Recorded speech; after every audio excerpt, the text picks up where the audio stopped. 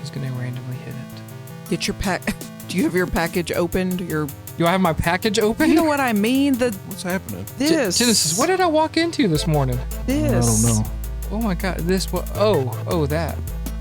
I remember the first time I did it, it took me like 2 minutes just to open it. Hiya, Fake Tana here. On today's show, the ANX crew reviews Deadpool and Wolverine and talks about the MCU announcements at San Diego Comic-Con 2024. Genesis has a spicy take on what's actually wrong with the current MCU movies. There's also some talk about Windbreaker. Unbiased Anne is starting to have second thoughts about solo leveling, and Ray doesn't care about Jamie Lee Curtis. If you're new here, welcome, and make sure to hit the subscribe button. If you're already subscribed, thank you. And remember to hit the notification bell so you don't miss my videos. Enjoy the show. All right, so how's it going, guys? Like officially? Officially, how's it going? Well, let's see. After the convention. Yeah, big con, A-Fest. Oh God, tired. I'm still recovering. I literally remembered why I'm old from that con. It reminded us. I mean, outside of that, I tell y'all that all the time that y'all are old. That's true. You're right behind us. Like right behind us. But physically, we were reminded. Yeah. And physically, you were right there with us. I was a beating, man. What was that, 5 days actually for you and me. That's true. Yeah. Yeah, since Wednesday.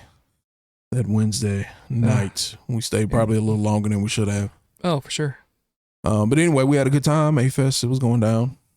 Got a lot of new subscribers. Shout out to y'all. Mm-hmm. It was fun. It was fun. We talked to a lot of people. Mm-hmm. Yeah. All right, what are y'all excited to talk about today? Ray?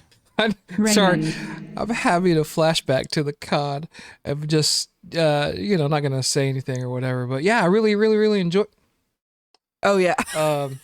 You and your homies. Oh, my gosh. Your old buddy. That was both frightening and hysterical at the same time. That was so funny. I've never seen someone cut a conversation until I met this guy the very first time to see that he was still very much cutting conversations mid thing. I think that's got to be a bit for him. That's his bit in life that he just... Well, he seemed like he was totally serious. Yeah, he did. Yeah, he did. He did. Just the expression on both of y'all's faces had me laughing. It's like for a good 20 minutes solid. Okay. I was like, all right, I guess we're done with that. Yeah, I guess we're done with this conversation. Most excited for it's got to be Deadpool Wolverine review. So it was Deadpool Wolverine, but then I decided to do something. I decided to bring back an old podcast that we used to do and incorporate it into this podcast to make one super podcast. That's not what I'm not changing the name to super podcast, but we shouldn't call ourselves super podcast. So I'm excited to not necessarily talk about, but to do the ANX Weekly update for the first time in like 3 years. Yeah. 3 years is a long time, my friend. That is a long time. Yeah.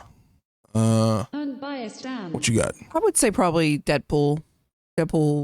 Just Wolverine. Deadpool? Yeah. Not the Wolverine part. I just call it Deadpool, like just for short, but yes. I am shocked at how many people call it Deadpool 3.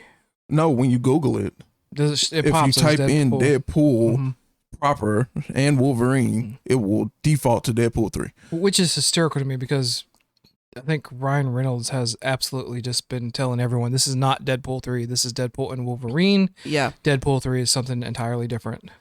Well, we'll see. The third Deadpool movie, maybe. Yeah, yeah it's definitely. It is definitely the third. Well, actually, this is the fourth. Oh. Because you had the other one was the same 2.5. It was the same movie. It's not about 20 minutes plus of some savage Fred in a Savage. bed. Mm-hmm. I mean, anyway, y'all ready to get started? Yeah. Yes. Does this look familiar? It does. Is this the Funko Pop of the week? I'm talking about the whole thing. The ANX Weekly update. You know, that scares me. I did my best to recreate it. It's a little off. I'm going to try to fix it when I have a little more time. But the Funko Pop of the week, they released some Dragon Ball GT Pops. And my favorite one has to be this Vegeta, if I can get it into the camera. The reason this is my favorite one is because when Dragon Ball Z was still out and Dragon Ball GT had not been released yet, we would see images from GT, all the villains, all the characters and their new clothes and what they look like and blah blah blah. So it was a it was a look to what could be. Now the show ended up not being great, so that sucks. But growing up and having the excitement and ready for something new, something completely different because these people look different, was dope. And then it sucked. And then it wasn't great. So it's like that's why this is my favorite part, because it's not like anything was wrong with the art design or the character design. So once I finally finish a Dragon Ball Z, am I gonna watch GT? If you want to, we might actually can wait, and we might be able to wait on GT because I think they might actually make GT a proper part of Dragon Ball. Okay. Right. I don't think it's been decided yet, but it could be. Dragon Ball GT could still happen after Super if they just make it that way. Yeah. Now Daima, so there was a little bit of Daima news from San Diego Comic-Con. It's actually before Super. So your next thing, technically, I guess, would be to watch Daima. Okay. Even though you've already watched Super. Mm-hmm. So. Well, I'm just watching everything out of order here. Yeah, and then sounds like they're making everything out of order too. A little bit. Not necessarily making it, maybe releasing it in America, because Dragon Ball Z came out first, and then they put out Dragon Ball, and then they put out Dragon Ball GT. Gotcha. And so, anyway, so that is the Funko Pop of the week. Link down in the description if y'all want to purchase it. What else do we have on this day in gaming history? So I need to change that to this week, but we're going to go with July 31st, 1999, Chocobo Racing. I think you can appreciate Chocobo Racing.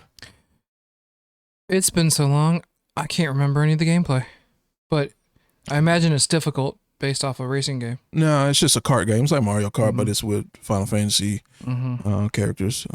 It's pretty dope. Yeah, they did Mario Kart, they did this one, they did Sonic Racing, Crash. Yeah, so it's just another one of those that I don't think was real popular over here. I think all the Final Fantasy fans grabbed a hold to it, but generally speaking, it wasn't a big hit. But are these? So I know Chocobo, but are these other characters on the game also from Final Fantasy? Yeah, I see the Moogle on there. I see. Yeah, they're all from the Final Fantasy universe. Next game, you might know more about this, Ray, than me. The Pikmin 3. So here's the funny thing. My kids were not into that. So no, but you bought it. But y'all had it, right? We have a lot of stuff, man. Yeah. Ray didn't even know that he had Tekken 8. We don't have Tekken 8. So she was lying. Found out. She was lying. It was Tekken 7, which I kept telling him. I was like, I swear we don't have Tekken 8. But I was which is blasphemy. But okay. I agree with that. I need to go get it. Maybe that'll be my next stop after this. But I was like, I know we got a Tekken, but it's not 8. And sure enough, it was Tekken 7. It's just Tekken. It's like I got the Tekken. I got first Tekken. I got Tekken 1. So just to be clear on these games, this is not a list of all games that came out this week. This is a list of games that we specifically own that came out this week in gaming history. And last but not least, a newer title that I was really excited for but didn't pan out, Digimon Survive for the PS4, July 29th, 2022. I think it was like tactics based battle system, yet they never let you battle. It was just talk. That's weird. Like chapters after chapters after chapters. But you can't do anything? But you could never fight. And I was just like... So what were you doing? Just watching people talk, just hitting X to...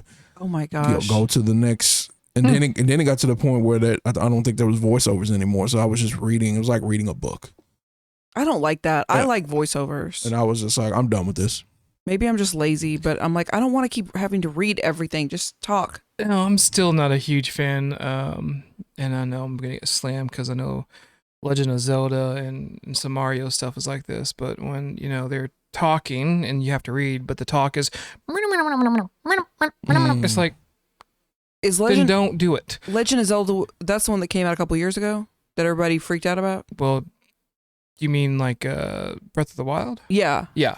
Because I didn't like that. People loved Breath of the Wild. And I was like, it's all right. Baby girl has 200 plus hours on that. I think she beat it. She beat it in like record time, but then came back and just started like finishing everything that she could on it. Yeah, I didn't really love that game. Yeah. She's the same way about the next one. But most people did. I mean, I was definitely in the minority on that one. I liked playing it. I did. It was enjoyable. It was like okay. Yeah. Like it wasn't like bad. It wasn't a bad game. But all this talk about best game ever made, I was just like, no. Like I said, I'm good when people say, it's a classic. Certain things, but then when you take it to that level, this is the best thing ever made. That's when I'd have to. I mean, so Fallout 4. That's when Genesis enters the conversation.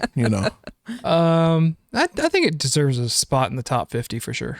I mean, if we're talking about all-time games, I'm just saying when most of the time, most people when they say all-time anything, they're not talking about top 50. Yeah. So. They're usually talking about top 10. Top 10, maybe even top 25. Top 3. I'm gonna say top 25. Well, best ever, like. Yeah, that's top 10, top 3, top 5, right? I would say it was certainly one of the better games. Mount that Rushmore, year. 4 top, top 4 Mount Rushmore video games. I could not do. There's only one that I could think of that I would put. Everything else is Tekken 8. Probably not Tekken. Fallout 4. No, it's definitely not Fallout 4. That is on a mountain somewhere, but it's more at the bottom. Oh, flung off the mountain for fun and games. Yeah. What's next? All right. Does anybody want to take this, or do I? Well, I mean, I'll start. Okay. Because you may not. I have a feeling you may not agree with me. Okay. I don't really think this is that big a deal. It's not. Mean, the way she said it, and then when I read that she had made a comment about this in 2022 as well, she kind of saying like, because I guess there was a movie that was out at the same time as Doctor Strange, and her movie was kind of similar, and she was like, "Oh, everything, everywhere." Yes, and she kind of was like, "Oh." But I don't remember her exact words, but she was kind of saying like Marvel can't even compare to what we did here. And I got to be honest with that comment. She's not wrong. I never saw it. Everything, Everywhere at Once. Mm-hmm. And that movie made you laugh. It made you cry.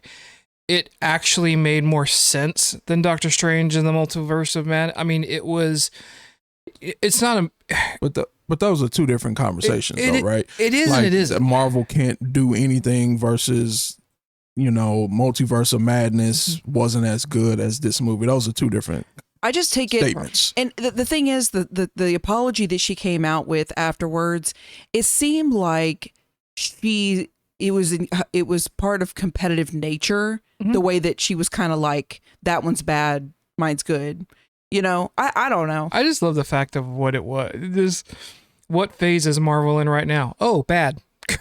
She said it pretty quickly. She just, to me, it was. I don't agree with her, but it was a I comedic moment for me, and to me, the messenger is wrong here. The messenger is wrong. Like, first off, these MCU movies are not made for her. I don't think they're the target. She's demographic. like 70 years old, right? But then two, it's just like a person who was about to be in probably one of the biggest flops this year, which is going to be Borderlands, which you want to compare things that got praise and award nominations, and you finally won an award for something. You had never won an award, right, for anything, and now you finally won one for a movie, and you want to go around bashing other movies based off this movie that you weren't even supposed to be in. Right. You weren't even supposed to be in that movie in the beginning. Yeah. Right. But and you're about to be in one of the biggest flops this year, Borderlands. Right. We don't know if that's true. It's speculative. Well, at this point, it looks horrible. Until it comes out, it's a speculative comment. Okay. But it looks horrible. Yeah, you can say that. That's okay. Fine. Yeah. And for that particular type of movie to be more in the genre of the MCU type movies. All right, why don't you compare that movie to MCU then? Yeah. Why don't you do that? I think that's the competitive nature. I think that's where she's coming from. I don't even think she cares, to be honest. I don't think so. Because Borderlands is not even out yet. But that's what she was that's what she's kind of promoting, right? Yeah, she's promoting that. I mean, Ryan Reynolds certainly took it as a joke. He was like, "Wait, we're not supposed to insult after, phase 3?" Well, what he said was we're supposed to apologize for criticizing anything after Endgame, but at the same time, bro, you done did whole parts in movies where you've apologized for your bad, like you've apologized for stuff. So it's like Did he though? Well, he apologized for Green Lantern. He apologized for a bunch of stuff. But this isn't a. All of it's in a comedic thing. All of it's in a moment of like, oh, I wish I should have chilled. It's self-deprecating as opposed to. Then why did she apologize then? That's just her. To me now, whether or not it was a publicist going, hey, it's not a good look. Let's stop this real quick before this gets out of hand. Blah blah blah. We're messing with the 800-pound gorilla in the room. We actually need that fan base to come and support Borderlands. For Borderlands. Yeah. It will be great. And then she even came out and said, "I would love to be in one of those movies. Why if it's bad?" Yeah. Like she's all over the place and not making any sense. It's almost like it's almost like she doesn't know how to deal with this new level of fame she's found in that last 2 years. She is a great grandmother who is old enough not to remember not having a time where every 5th movie that was coming out that week. That's what I said. But that's what I just said. She don't know how to handle what's going on today. So to that, if I was the publicist, I was just like, you know what? Let it go. What does it matter? Why does she need to apologize? I have more respect for those that just come out and own it and say, "No, I meant what I said." Well, I think that's why she apologized. I don't think she meant what she said. I think she said it because it was just a trendy thing to say and it would go viral I agree. and it would give her a pop. However, the long-term ramifications are bad for her because she said, I don't know if there would be a place for a 64-year-old woman or 70, whatever she said. There's definitely a place in the MCU for a 64 or 74-year-old woman. What does it matter though? Like that's what I would love for people not to be ruled by the publicists and just come out and say, yeah, I thought but that's sucked. speculative. You don't. Also speculative. Yeah, right. Yeah, 100%. Right. So you don't know if that actually happened. All we know is that she actually apologized. She could have actually been sincere in it, but I love the fact that Reynolds still came out and said what he said, which is like, are we supposed to? I usually don't do this level of petty, but I'm gonna do this level of petty because at the same time, I'm tired. Doesn't usually do this level of petty? No. You'll see. I'm interested in what he's gonna say. Because at the same time, people just keep taking shots at MCU and it's hurting the brand overall, right? Because because that's how the world works nowadays. I'll give you $500 million on why that doesn't work when we review Deadpool and Wolverine. It does work. It does work. It might not work where it just puts a thing out of business like DC. But it does work. Well, I mean, you're right. It's petty. And so no, the petty is there was one specific movie that came out during this bad phase that grossed more money overall than all of your movies combined that you were the lead in. What was it? Guardians 3. So Guardians 3 worldwide grossed more money worldwide than all of the movies combined she's ever been in as the lead. So why don't you just shut the hell up? I don't think she cares. How about that? I don't. I don't. I think she would look at it and be like, when's the last time she was a lead in the movie? Halloween. Dang. Yeah. No. I mean the one that came out like 2 years ago. I thought I was getting petty. No, I mean, she's when was she the lead? She's laughing at this woman. I like Jamie Lee Curtis, but I don't think Jamie Lee Curtis has been truly relevant in a long time. And I don't mean that like in a mean way. That probably sounds mean, but I just mean like she was really big in like the late 70s, 80s when she was doing Halloween and Carrie and she was a scream queen of that generation. Right. I discovered her in 1987-ish with Trading Places. That was like the first movie I ever saw her in. And like she was in My Girl, but I really haven't seen her do much. I think she did that Switching Places movie or whatever it's called. So it's like random stuff that she's done. Right. So can we not all agree that it's probably like regardless of if anybody cares or whatever, this is not necessarily a good look for her? I don't really care about the look of her at all. No, but it doesn't matter if you care or not. Can we agree that it's not a good look for her? It's probably not if she's trying to continue to work. However, she may just not, we don't know. She may really not like Marvel movies. She may be one of those people that's like, but I would not Marvel. I mean, like Marvel DC, the whole comic book. Yeah, she might not like superhero movies. Okay. We don't know. Which would be fine. She's allowed not to. And that's the thing that I get more irritated with people coming back and saying, well, I'm going to apologize for that. No, own it. If you don't like it, if you hate it, then just say it. What if she didn't mean it? If she didn't mean it and it was a true, sincere... Which is probably more my problem with this whole thing. Yeah. I didn't take it that... when I first saw it, I didn't take it that she really meant it. I took it that she was trying to be kind of funny, and it's the competitive nature of I'm not going to say anything nice about a movie that's somewhat in the same genre. And that maybe that's why she came out and apologized, because she was like, that was kind of stupid. But it was whatever. My thing is, you could have brought in that fan base of Multiverse of Madness to say, hey, if you like this one, you'll really like this one too. Well, and I don't think she truly. The other thing is, like, a lot of people respect the work. You know what I mean? You may not like the genre. Let's just say hypothetically, you may not like the genre, but I would think after she's been in the business for as long as she has, you respect the work. You know what I mean? You don't tend to go out and just bash things like that. So I think that's probably why she probably was joking. Which is kind of what she said in her apology. Right. She reached out to Kevin Feige or whatever. Like, I'm not doing this anymore. I'm not doing this. But it was more of if anything, if it was a bad look, then it's going to look worse on her than it does how it affects the movies, I think. Because I don't think many people care what Jamie Lee Curtis thinks unless they're 65 and up. Or unless her publicist called that day and be like, hey, I know you just said this, but Feige wanted to meet with you. Right. And then all of a sudden it's like, about this movie? They're willing to pay this much. And she's like, oh, yes. Right. Like, we got to, like, turn this around for sure. It's trash. That all that is trash. Yeah. Well, that's why we don't work in Hollywood. True. And you can't trust anything that you see or hear. Yeah. All right. So let us know down in the comment section. What did y'all think about the apology? Ridiculous. That would be my take on it. Oh, I'm more excited for this than I am that apology. You forgot to get your one of your 1,000 Game Informer magazines? Yeah, I didn't have time to go I was going to try to dig out the oldest one that I had and then the newest one that I had. And then I was just like, I don't feel like it because the boxes are heavy. Yeah. Game Informer officially closed its door, shut down, laid off everybody. It's over. It's done.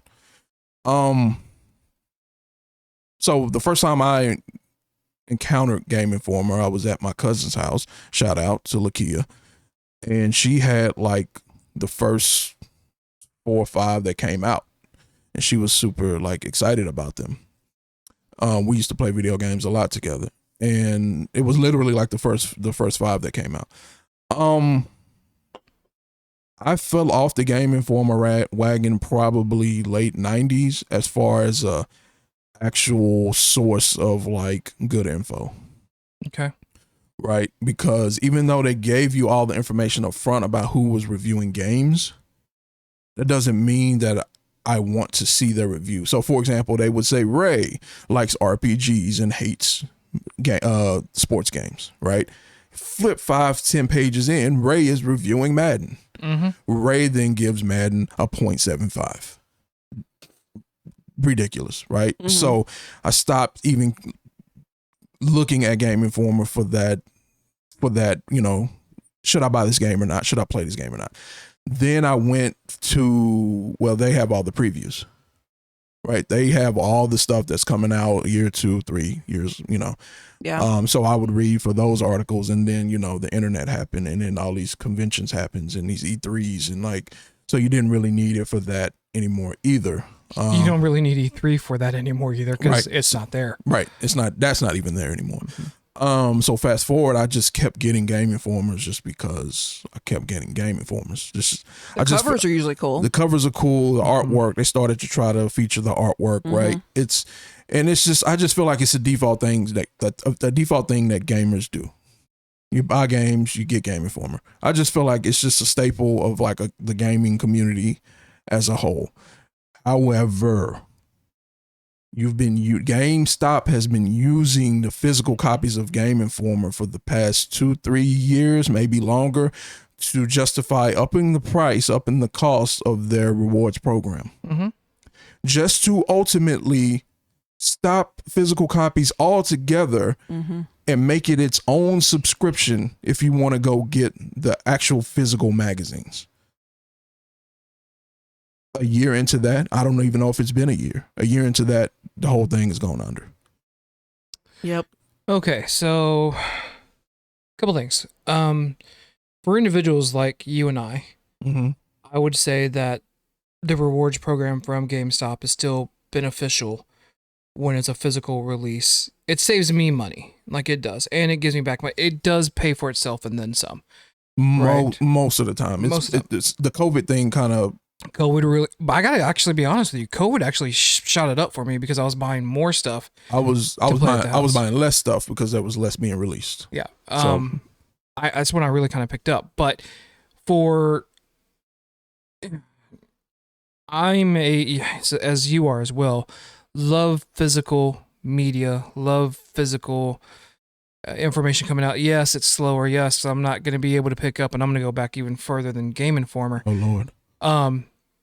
Would love to have picked up a Wizard World, right? That was a thing when you were collecting comics as Wizard World, which was the same thing. And then you start seeing that slow transgression into, well, we got to start going into internet and web and everything being digital until eventually you see the death of it. Game Informer to me was always going to go that route. Right. It was never going to be anything. All magazines will eventually go that route. Shout out to Nintendo Power. Shout out Nintendo Power. Yeah, no kidding, right? So, for these physical magazines or anything like that, it's just time. I'm honestly surprised to still walk into a Barnes and Noble or any other bookstore of that magnitude or size. 4 or 5 racks of magazines. Front and back, just still going. But what's crazy about a lot of those magazines, if you pick them up and look at the price, $10. 10 or more. 15, 20. Well, you have to compensate for cost of, one, the physical print, two, people not picking up magazines like they used to, and they're trying to survive in a digital world, and that's hard. And it's one thing, honestly, as a comic book fan, that scares me a little bit to see if comic books are going to go that way now. I mean, Marvel just recently announced a program that in their comic books there's going to be a code at the back, and it'll give you an additional couple of pages. Now, granted, it should be a preview for the next issue coming out, but how far away are we from seeing half the story being done digitally, just so that they can push that? And for me, in order for anything like this to survive, you're gonna have to go into a almost collected edition where they print out something for an annual, a variant. Yeah, just to sit there and say, and so it can be collectible again. But when I look at comics as a whole right now, I definitely want the physical print to stay in, but I think we're going to see a physical print move to compilations or to a completed arc or series, more in that book or graphic novel format. I just don't see that being available for magazines like this. Well, I think the other thing that also hurt the Game Informer as a brand is that it went digital a long time ago, but I don't know about you, but I think I've read one Game Informer digital copy, and that's it ever. Zero. Right. I've read zero. I think the how can I put this? The tablet,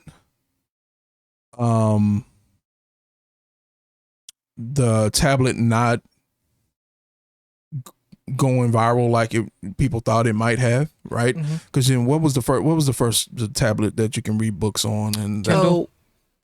The Kindle. Oh, Kindle, yeah. Right. So regular tablets for things like the graphic novels and comic books and Game Informer type stuff didn't really catch on. No, it didn't.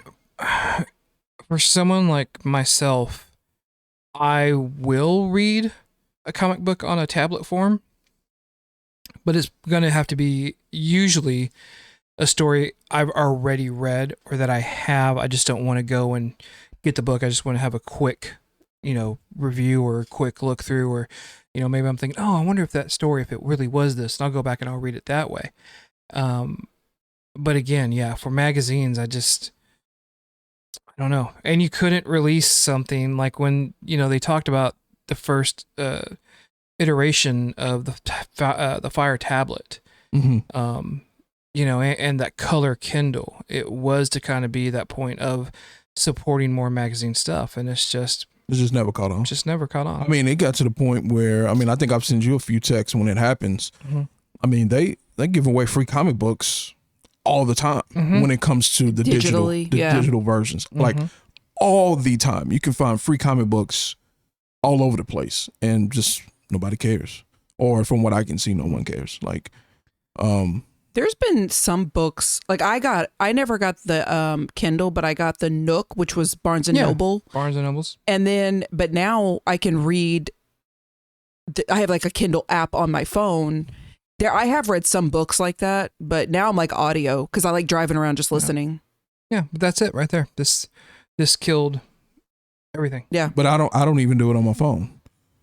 You know, I would have done it more on the tablet, but there was something weird about how the pages turned in the tablet.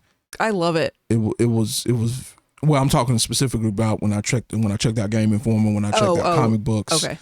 It was slow, it was laggy, it was something weird that was happening that I just didn't like, and I was like, this is not for me. Yeah, but you know, we sit there and we talk about it not being necessarily for, and I agree with that, right? Like, let me make sure that everyone understands. I do agree with that. I love that physical, tactile touch and feel of a magazine or a book or a comic book or a graphic novel. I am very much in there, but there's enough people that I know that they do enjoy that, right? It's just like-minded individuals, right? Mm-hmm. We want to still have that. Well, that connection. So when I say I didn't enjoy the experience, it's not necessarily I wish I had a physical thing that I was picking up and turning. It was like, have you ever looked at so we got regular 9 to 5, so we're going to talk about some business here. Yeah. Just like a PDF. It was just like a PDF or reader, but you skip to the next PDF, but it was slow and laggy. And that bar had to. Yeah, fair enough. And he does not like laggy. That's what was happening. Yep. Right. I mean, I think historically, generally speaking, comic books, a comic book can be read within 5 minutes because it's not a book, because you don't have paragraphs and paragraphs of information per page. Well, unless you're picking up a Brian Michael Bendis book. Okay, Brian. Generally speaking, you'll go through pages that don't have any text. Yeah. Right. So you can see what's going on, see the action, and keep it moving. So that experience that I had on the actual tablet with that, I just didn't enjoy. So I think that, again, just to tie it back in, that was just also something that hurt Game Informer. Yeah. It could have been a plus. Who knows how much longer the physical copy could have lasted if people enjoyed the digital, right? That those funds coming in help, right? Blah, blah, blah, however that works. But it was just so many things going against this. Honestly, I'm surprised it lasted as long as it did. Yeah, but I think the only reason it did is because they kept jacking up the price for the rewards card. Well, and I feel like if I'm understanding correctly, this is indicative of, problems at GameStop. Because what I read is that even though Game Informer is listed like it's a company, it's under GameStop, right? And so now GameStop is doing what their CEO or whatever released, the statement they released, I guess like a year or two ago, they said is that they are watching every single penny, that's fine. I mean, a lot of companies are doing that. Right. Most people that I talk to at other companies, everybody is doing that. They're looking at travel. They're looking at personnel costs. What can we cut? Whatever. I literally just had a meeting this week on that and everyone's trying to cut costs. Everybody is. And so I get that. But the problem is with GameStop is we have seen problems for several years now with them. And it kind of worries me because I don't want GameStop to shut down. No. Like, I don't want it to become an online store only. It's going to. The Reddit stocks or whatever, the meme stocks, whatever you want to call it, is the only thing I think keeping them in business. If that did not happen, I think they would have shut down already. So now this is just yet one more thing. It might not be a big thing, but it's just another thing that's being taken away from the GameStop experience. People are already complaining that they go into GameStop and there's no games. They have more Funko Pops than games. Yeah. Right. So it's a collectible store now. Now it's turning into a collectible store, but it's still called GameStop. And they don't have a lot of games, and now they don't even have a gaming magazine. Well, and it's one of those things. It's like this is random, but like Bed Bath & Beyond.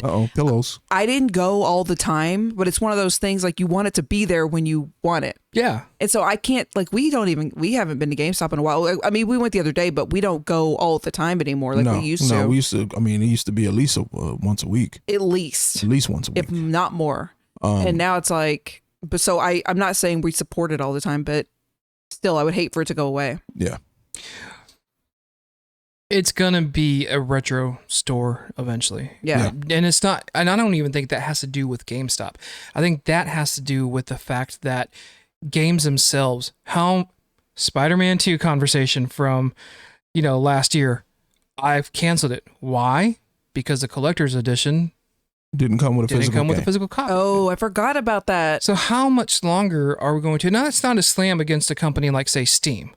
I love being able to go on Steam and download some stuff, right? But I want that physical copy. The fact that, who was it? Was it Sony Pictures or one of the major studios is now saying they are, Disney. Disney says they are just about 6 months to a year away from getting rid of their physical copies. Yeah. Mm-hmm. It's coming.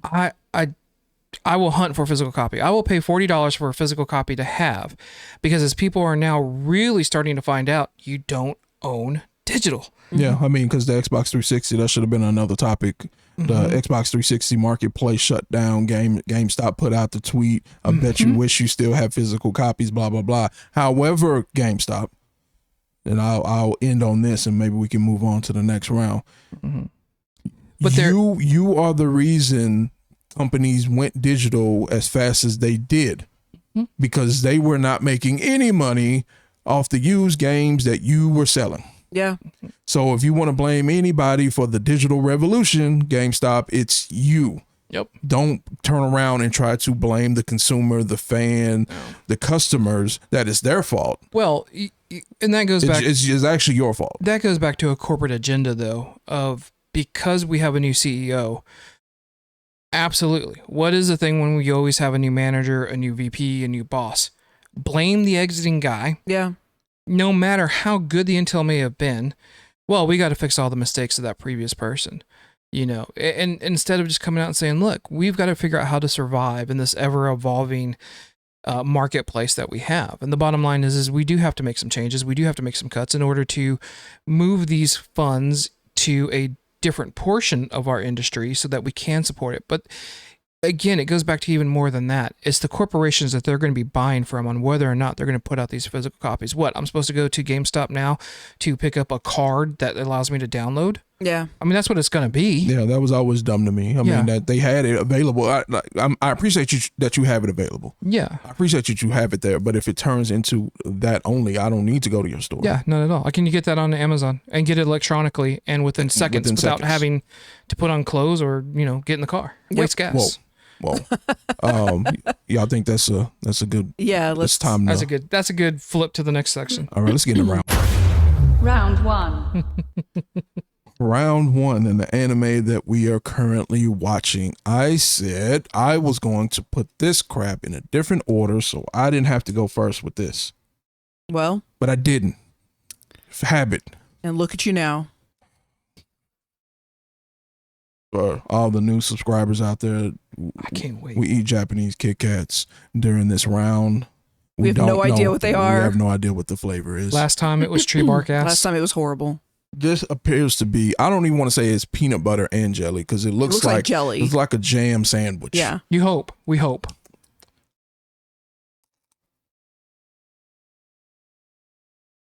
Okay, this is a good sign because by last show we were already wanting to spit it out. I just want to hear not bad. It's good. Okay. It's good. It tastes closer to a regular Kit Kat to me. Okay. Oh, okay. All right. So I don't really I don't understand the packaging at all. But anyway, let's get into Windbreaker. Can I just say my wife's going to be so disappointed if this is good? She was like watching the last few episodes. She goes, I love it when you eat the Kit Kat because you're like, oh. She was like, I hope it's, she goes, I don't know what it is, but I hope it's bad. Well, the last one was like tree bark. So. Ugh. No. Yeah. This, I would just buy a regular Kit Kat. I wouldn't necessarily get this, but. If it was there, if it was given to you. Yeah, if somebody gave it to me, I wouldn't be like, hey, no thanks. Windbreaker. Let's talk about Windbreaker. If you're a fan of shonen anime, Shonen Jump? Just shonen in general. Okay. It's a genre of anime Oh, okay. specifically aimed towards I don't know, teenage boys, young adult men.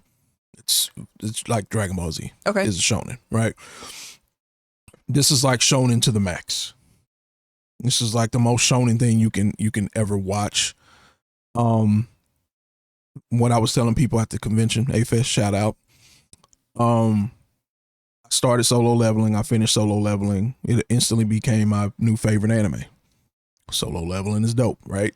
The very next week, I started watching Windbreaker, and I was like, this shit is actually better. This is actually better to me than Solo Leveling. So Right. if you have not watched it, I highly, highly, highly recommend checking it out. How to explain it?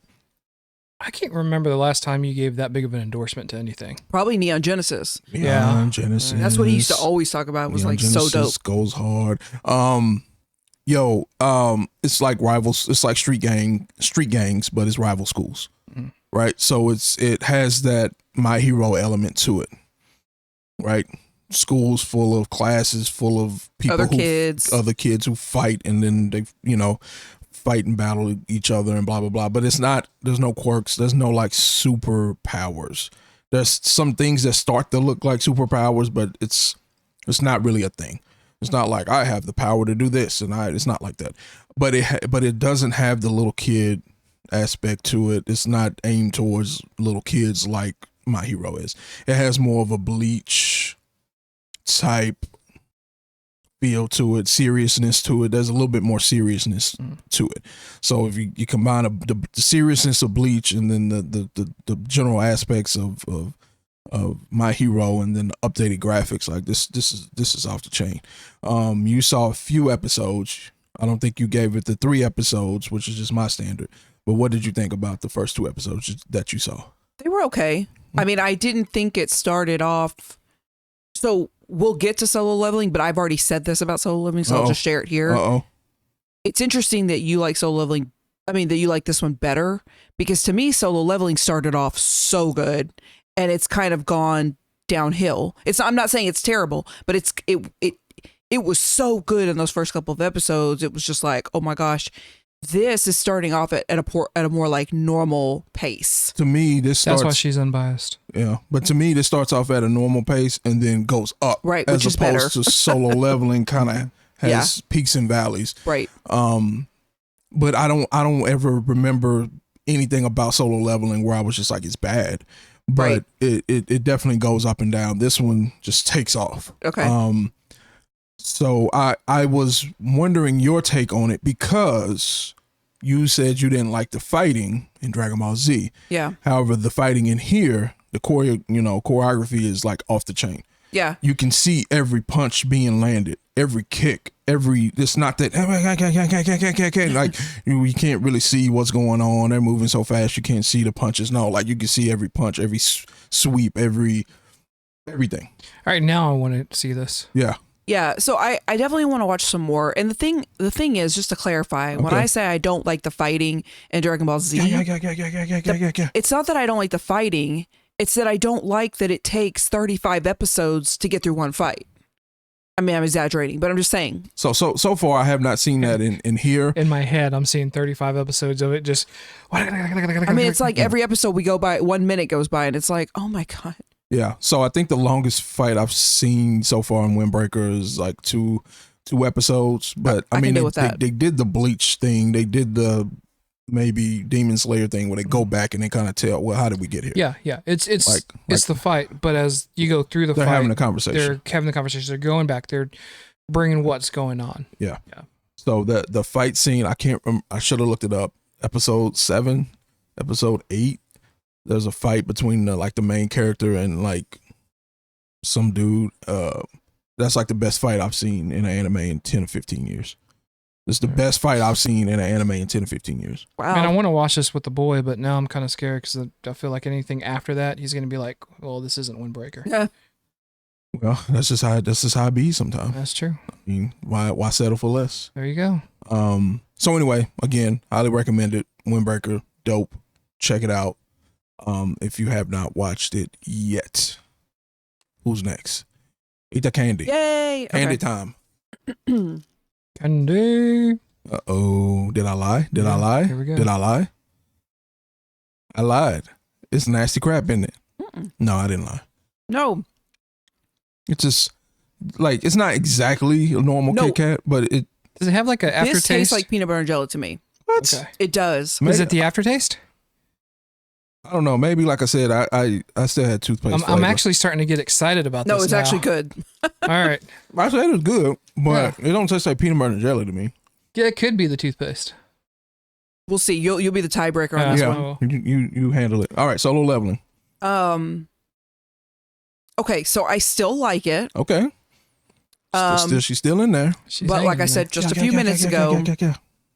I think it maybe almost started off too strong because those first two episodes were so dope. I mean, it was just like, oh my God. And it totally like changed direction to me from where I kind of thought it was going. But it's still good.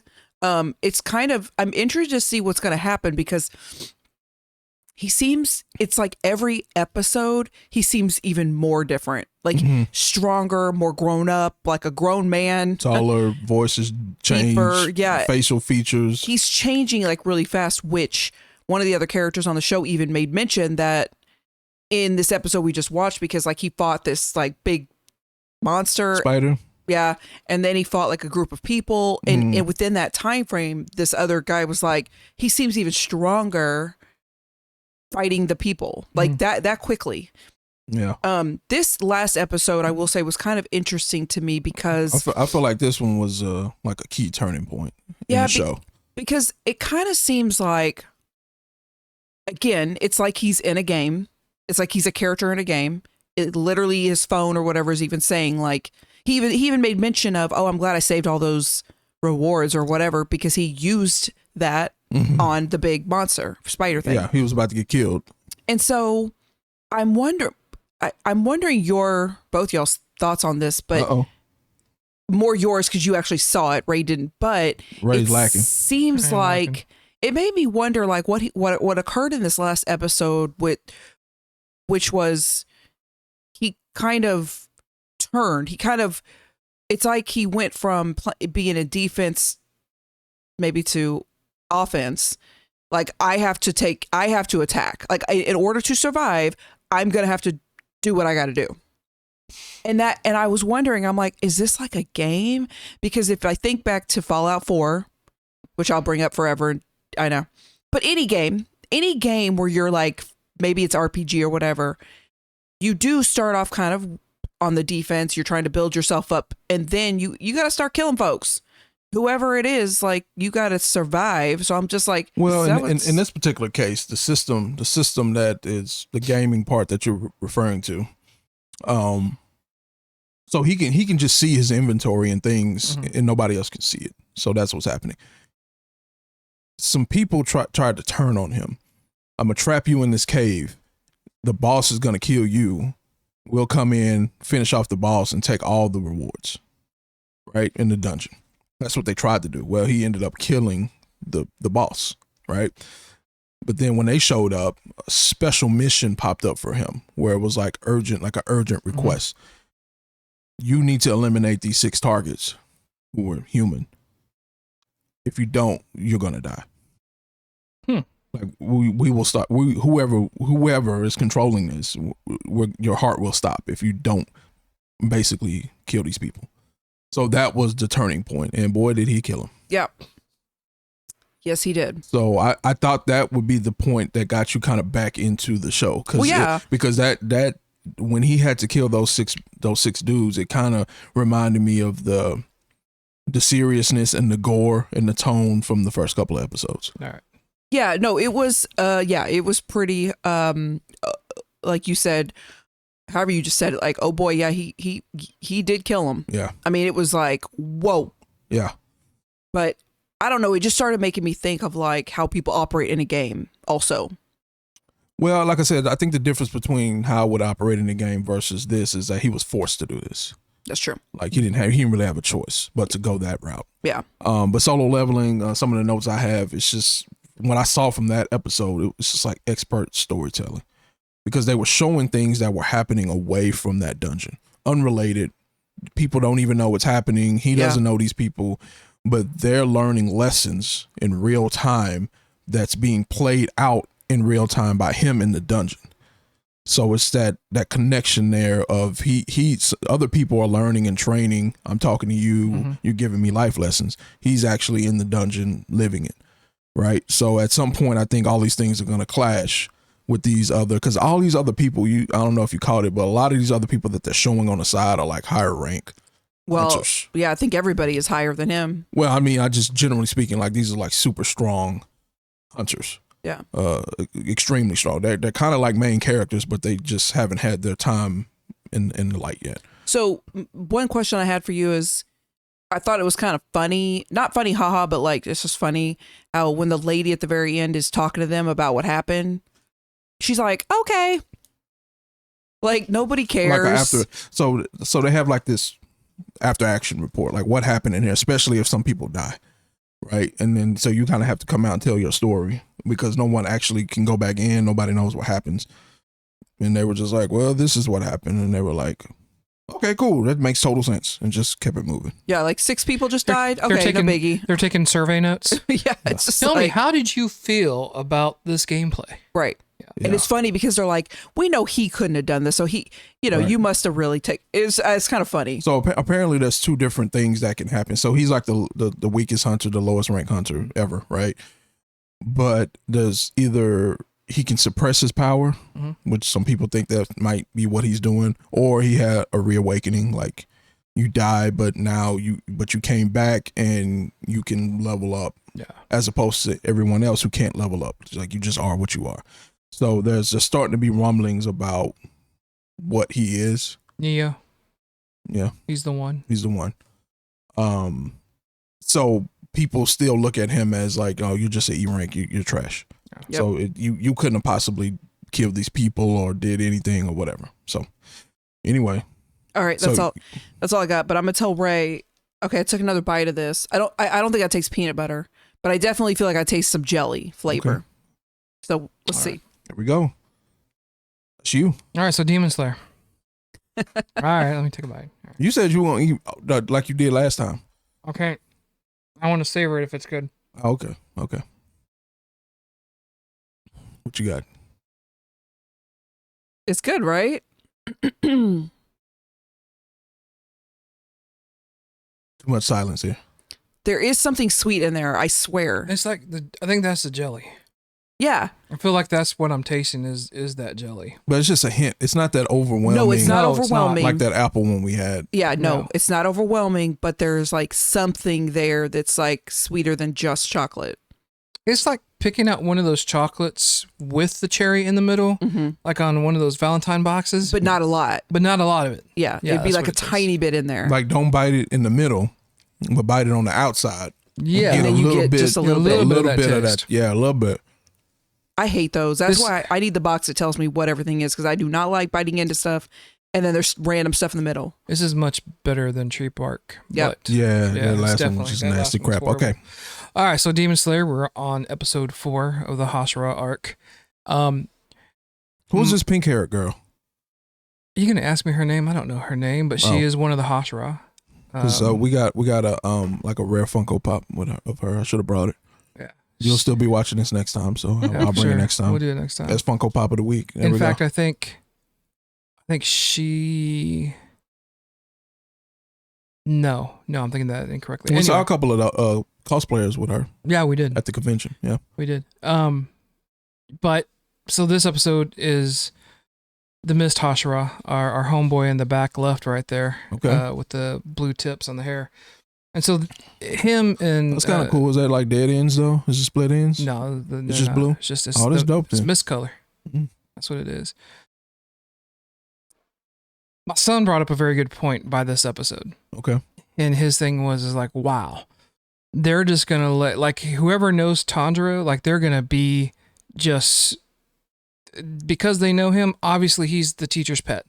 Okay. He's the favorite. You know, he goes in and he's like, none of you guys are as good as Tanjiro. Like, you know, Tanjiro knows what he's doing. He's been like, he's actually out there. He's taking down these upper level demons already. He's still spraying water on people with his sword. Still doing that little mist, Okay. right? But it's the training. So the other demon slayers are just absolutely dreading the training because they're struggling through it. They're not as advanced as Tanjiro is, and Tanjiro's already got what they're finding out, and what they have found out at the beginning of this arc is the mark. So when he has the mark, as it grows, so he's a mark. He's a mark. Okay. Got it. But that really, Tanjiro's already tapped into most of this. This is just really fine tuning him to become a Hashira. And so, this episode, like it's all training. The only thing that I do like about this episode is Tanjiro talking to him about, like, I know you're training these individuals to be Hashira, or at least top skill level demon slayers. But if you're always grilling them and you're not giving them a chance to breathe a little bit, to be themselves, and this is all doom and gloom, like, they're going to wash out really fast. And we are seeing some start to wash out. Is it a situation where they're trying to train people to do something a certain way, but they all have their own unique thing that they bring to the table, where they could kind of get out of a situation just in a different way? No. Okay. What this is about is teaching them the ways of all of them, to basically make sure that they have all the aspects of the Hashira at their disposal. So they're all training with the Hashira 6, 7, if you will, to get to that point to where they may not be a master of that, or be as they go through and say the water Hashira, the fire Hashira, the stone Hashira, or anything like that. The chocolate, the Kit Kat Hashira, the peanut butter and jelly. The peanut butter and jelly of it all. Yeah. But they are trying to teach them the skills that they utilize to survive. Well, that's kind of my point, though. It's like you use that skill to survive, but maybe I interpret that, or I use it in a slightly different way than what you're using it in. If they are teaching that, Tanjiro is the only one that's picking it up, or as they go through it so far, right? Yep. I mean, I've seen this entire arc, so this is where we're at here. But the bottom line is Tanjiro's trying to figure out what gives him a break, what makes him happy. Is it fighting? Is it whatever? And it turns out to be airplanes, little paper airplanes, which by the end of this episode, they're just trying to see how far their airplanes can fly, because they have that moment of levity. Then they're able to get back into that core training and they start doing better. And so as we go through each one, depending on the Hashira, we're starting to see that creep up more and more. Like, what makes them that Hashira? Mm-hmm. What makes them want to fight, to continue to go on? It reminds me of Final Fantasy 13, the first one. Mm-hmm. A lot of people quit on that game, but it got repetitive. It got to a point where, like, every character out of the group kind of quit. Mm-hmm. And then they had to kind of find their own path and own reason for fighting and whatever reason for being. And then they unlocked their summon or Aeon or whatever it was called in that game. And then they were back in the group. And then 10 hours later, somebody else quit. It was just on repeat. So if this was the 10 hours later, I think I would stop watching. Just throwing that out there. Yeah. But it's not, there are definitely better episodes in this arc. This was okay. I mean, it wasn't great or anything else. See, I'm waiting on that one where it's like you quit and you you stayed quit. Yeah, like you didn't have the revelation, right? You didn't come back. You didn't come back. It's just that's how they end the game. Is they come back to him and it's like, no, I've been out of this now forever. Kind of like Morph, like in the original X-Men. There, right.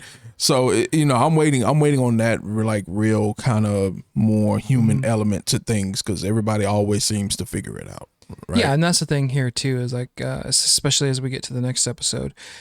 But that next episode, if it's the one I'm thinking of, the background story of the Hashira was phenomenal, and that did have a human element spin to it, and it did have a human element tragedy to it.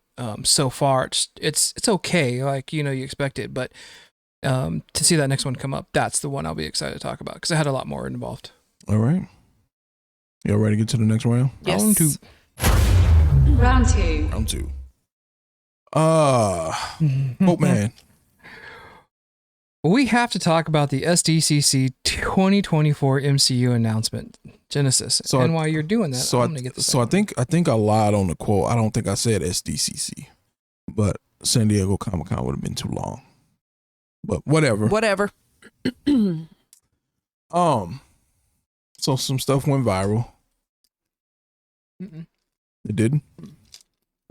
This man with these glasses and the green cloak and the mask, it didn't go viral? Nope. Okay. Not one bit. I don't even know what to say about this. My first reaction was, can't somebody else get some food in their mouth? Yeah.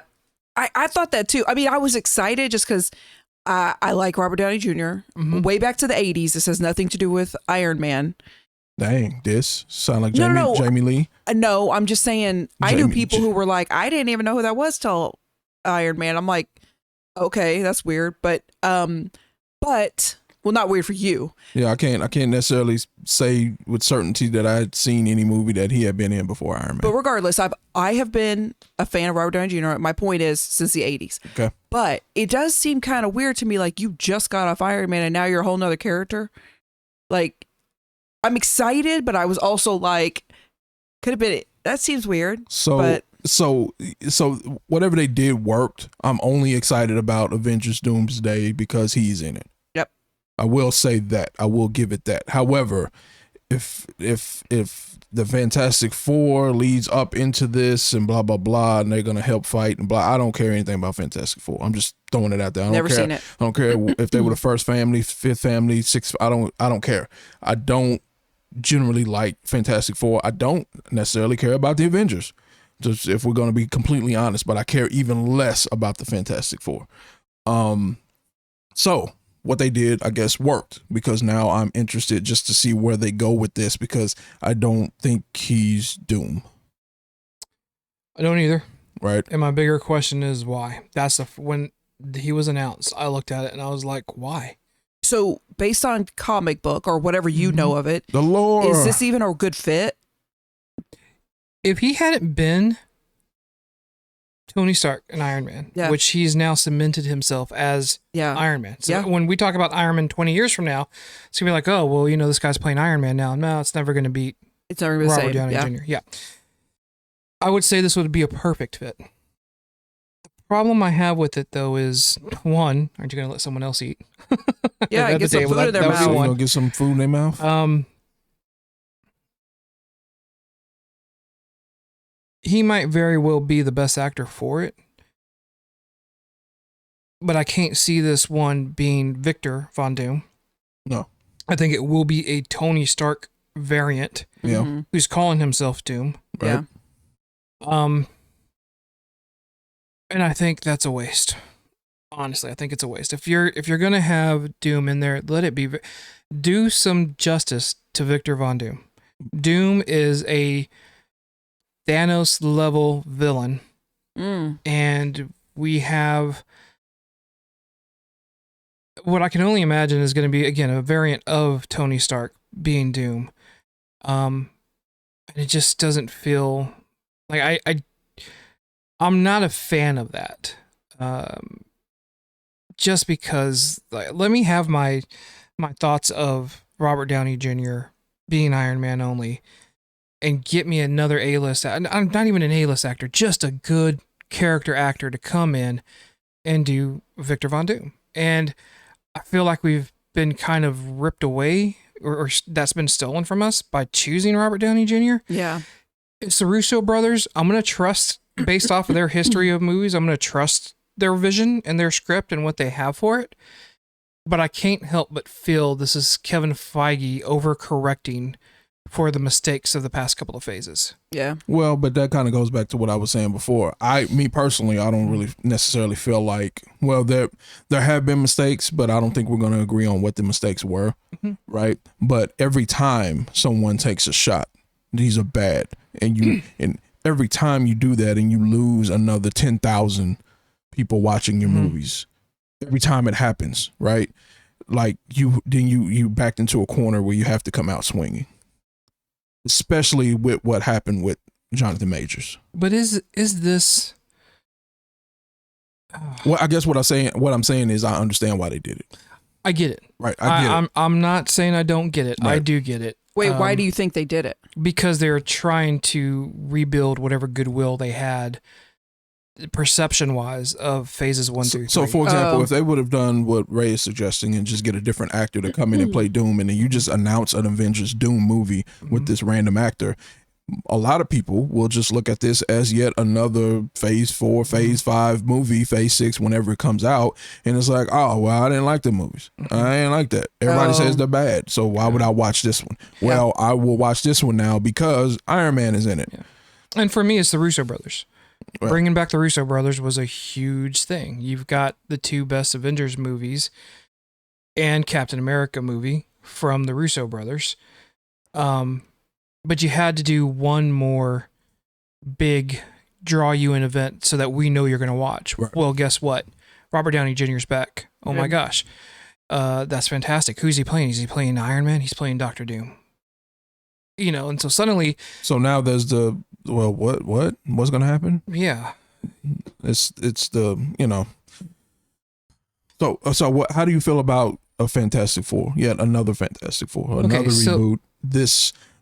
Are we getting a Fantastic Four reboot before we get X-Men? Is that I don't. Yeah, we are. Yeah. So how do you feel about that? Because I'm like, this is crazy to me. Well, here's the thing. I never minded the Fantastic Four movies. They were cheesy as hell, but it was so bad. It's what they needed to be.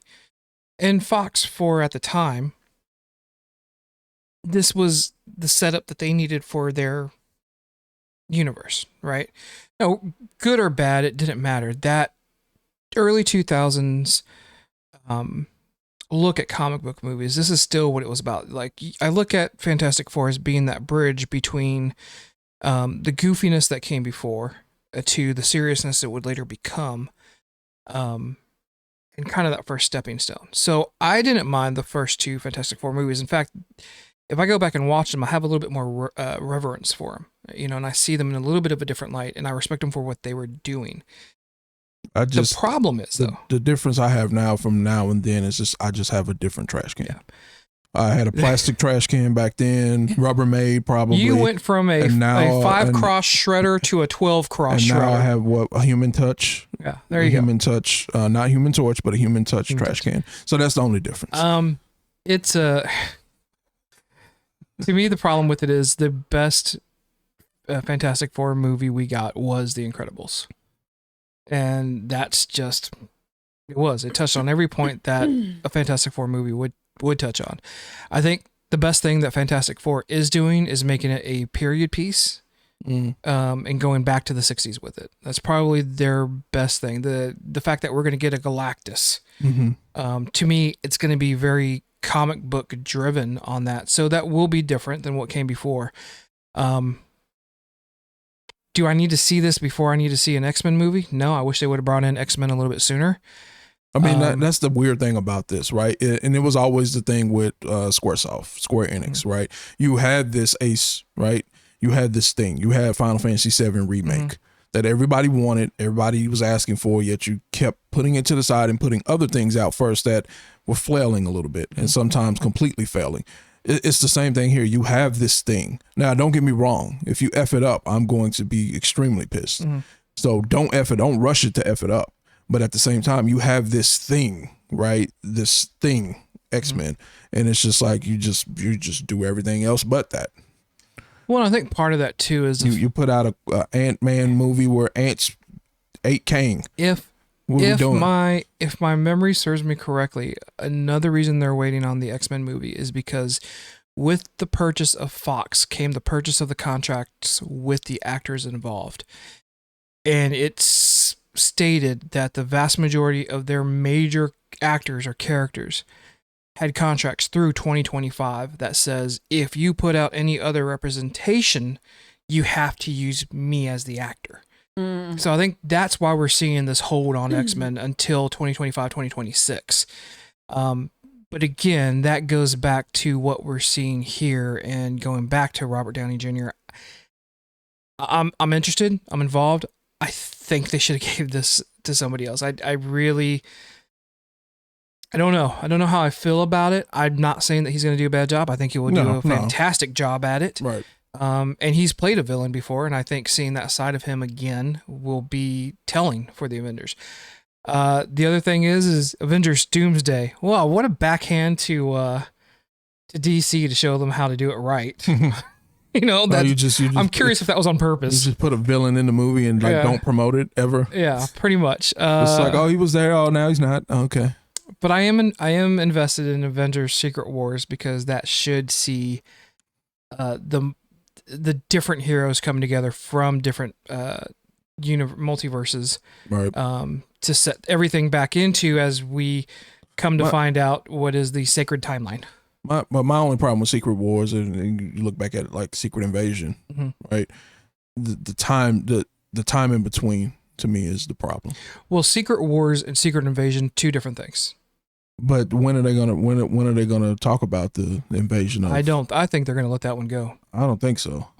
Because I feel like that's how you can incorporate these other Secret characters. Wars was not Secret Invasion in the books. Right. In the books had nothing to do with one another. I don't think that the movies will have anything to do with one another. Because I just feel like that's the easy transition. No, I don't. That's the easy transition of you got variants, so that helps you transition into away from Fox or into Fox or however you want to do that. Or a proper merger. Right, a proper merger. But then you also have the race of shapeshifters that can help with that. Shapeshifters? Yeah. Star Trek? Yeah. It was never, those two worlds never collided in the books that way. And with us having, maybe it might have been a better point to maybe change the names of them to not confuse the average moviegoer. Comic book moviegoer, they're going to see the separate and not throw a fuss at it. But to your point, for the average moviegoer, do you have to acknowledge them as well, which I think brings us to Deadpool. You got anything else before we get to Deadpool? Nope. Sure? No, I'm good. We'll see how this goes, Well, we'll see some years from now. Round 3. 2026? Deadpool Wolverine. Deadpool and Wolverine. Deadpool 3. Wolverine 8. I don't... Wolverine 9? X-Men 12, yeah. Whatever. 10 minutes, spoiler free. Oh. What? I just want to jump into it, but okay, let's see. What about the people who hadn't seen the movie? Well, which based off the money, it's not a lot. Yeah, I don't think it's a lot. Yeah. What did I tell people at the con? Because we had a lot of conversations at the con. This movie came out while we were at A-Fest. And us as old people made the mistakes of saying we can see this after the convention. Made the next day not as fun. But we did. We did. And so we were able to have some good conversations with some people. So am I supposed to throw it to you and to tell us what the movie's about without spoiling? I think we should actually ask her opinion first, because I think we're going to be heavy opinionated no matter what. What you got? My opinion? Yeah. Spoiler free. Okay. It was funny. Okay. Yeah, I liked it. I mean, Ryan Reynolds is Ryan Reynolds. That's a spoiler. He's in the movie? Yeah. Yeah. If you didn't know who Deadpool was. I think he plays Wolverine. Okay. Yeah. Okay, that makes sense now. Yeah. And I think my understanding is this movie has been in the makes for a long time. Not like they were working on it literally, but... Well, I think he spent 5 years just trying to convince Hugh Jackman to come do it. So. No. That's incorrect as well. I've been watching the interviews. I don't know. I think they're lying in these interviews. They're just trying to create buzz. This media stuff. Possibly, but Jackman's gone on record as multiple times as getting, having finished Logan and then seeing Deadpool like a couple of months after, and he realized, he was like, oh man, I want to play him again. But you could have done that immediately. You could have. So the fact that you didn't tells me that somebody still had to do some convincing. According to Reynolds Rap? Yeah, Reynolds Rap. Jackman called him. They even gave the date, April 14th, April 18th of 2022. And Jackman said, hey, is there a way that we can work together as Wolverine and Deadpool? And according to Ryan Reynolds, they had a meeting later that day with, and again, this could be the part of of But the first Deadpool posing, came yeah. out years before that. Yeah, and he said he was like, when Logan came out, he just realized he made a mistake, but didn't act on it for a couple of more years. I mean, you had COVID right after, so he wasn't really pushing. But He didn't have COVID. Okay. Well, you know what I mean. Well, he might have. I don't know. I didn't follow that. So what I read was that development of a third Deadpool movie, I'll call it Deadpool 3, Right. started in like 2016. But then I guess with all the merger, It would have been before the Disney merger. That was. So when was the Disney merger? We've got. so I have it right here. It says development on a third Deadpool film began at 20th Century Fox by November 2016, but was placed on hold after studio was acquired by Disney in March 2019. Mhm.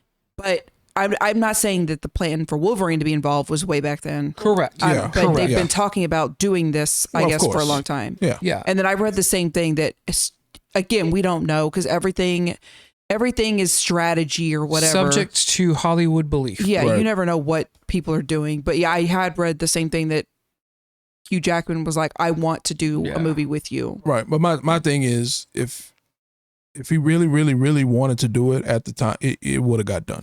Plain and simple. I think after 8-9 appearances as Wolverine, I think he was thinking he was tired, and then it was just one of those things where he's like, well, maybe there's something else. And then he got to a point where he was like, hey, you know what? No, I want to do this. Yeah. And he, he's calling up. And Reynolds said, like, when they were getting ready to meet, like, there was one story that I read of a script that they did where it was him and what is it? What's the cab driver's name? Dupinder? Oh yeah. That it was just a hour and 30-minute movie of them traveling across country and having most of the conversations just in the cab.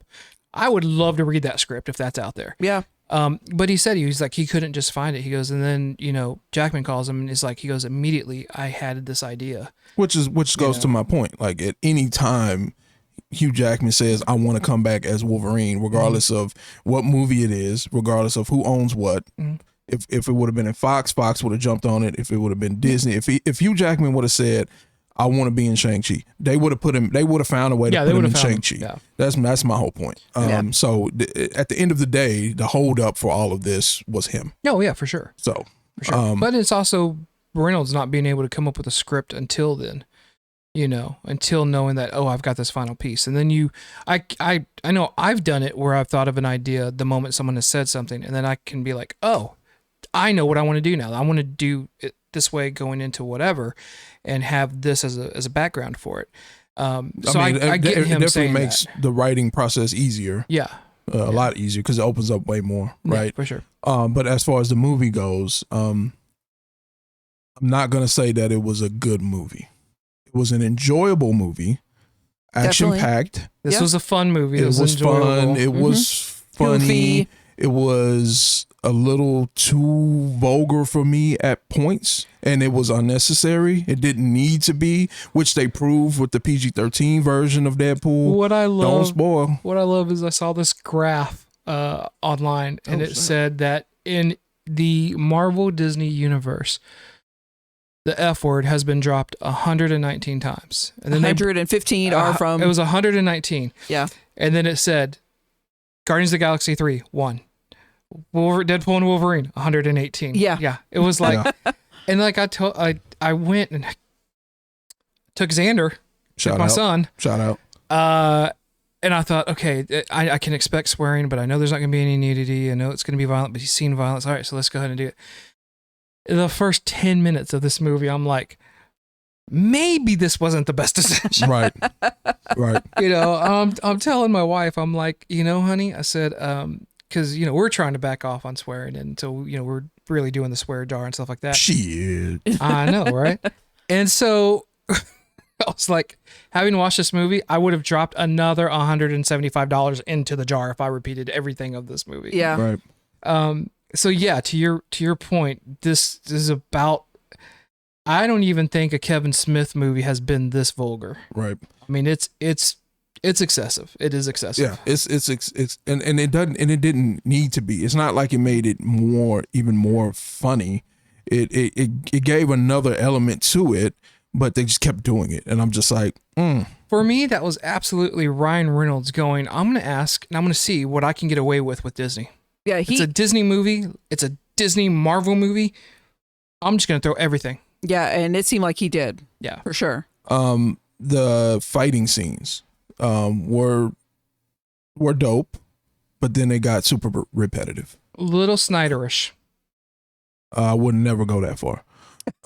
There's some slow-mo in this. That's what I'm going to say. Oh, slow-mo, yeah. But little. it's just I'm just even talking about the choreography. I'm just talking about what was actually happening on, especially compared to some of the other Deadpool movies. I feel like every fight scene was kind of drastically different.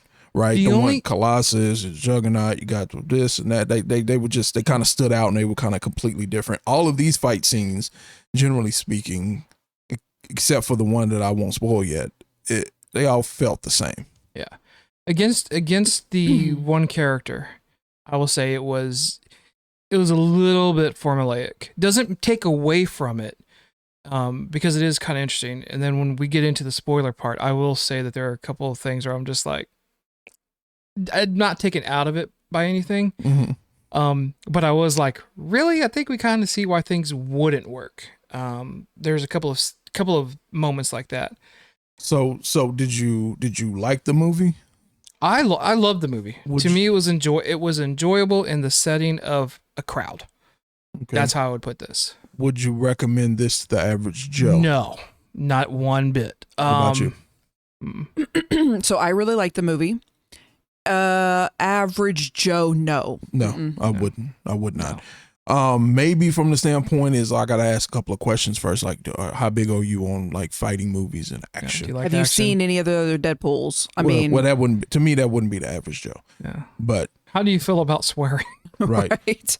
So yeah, I wouldn't either. I'm not even sure if I would recommend this to MCU fans.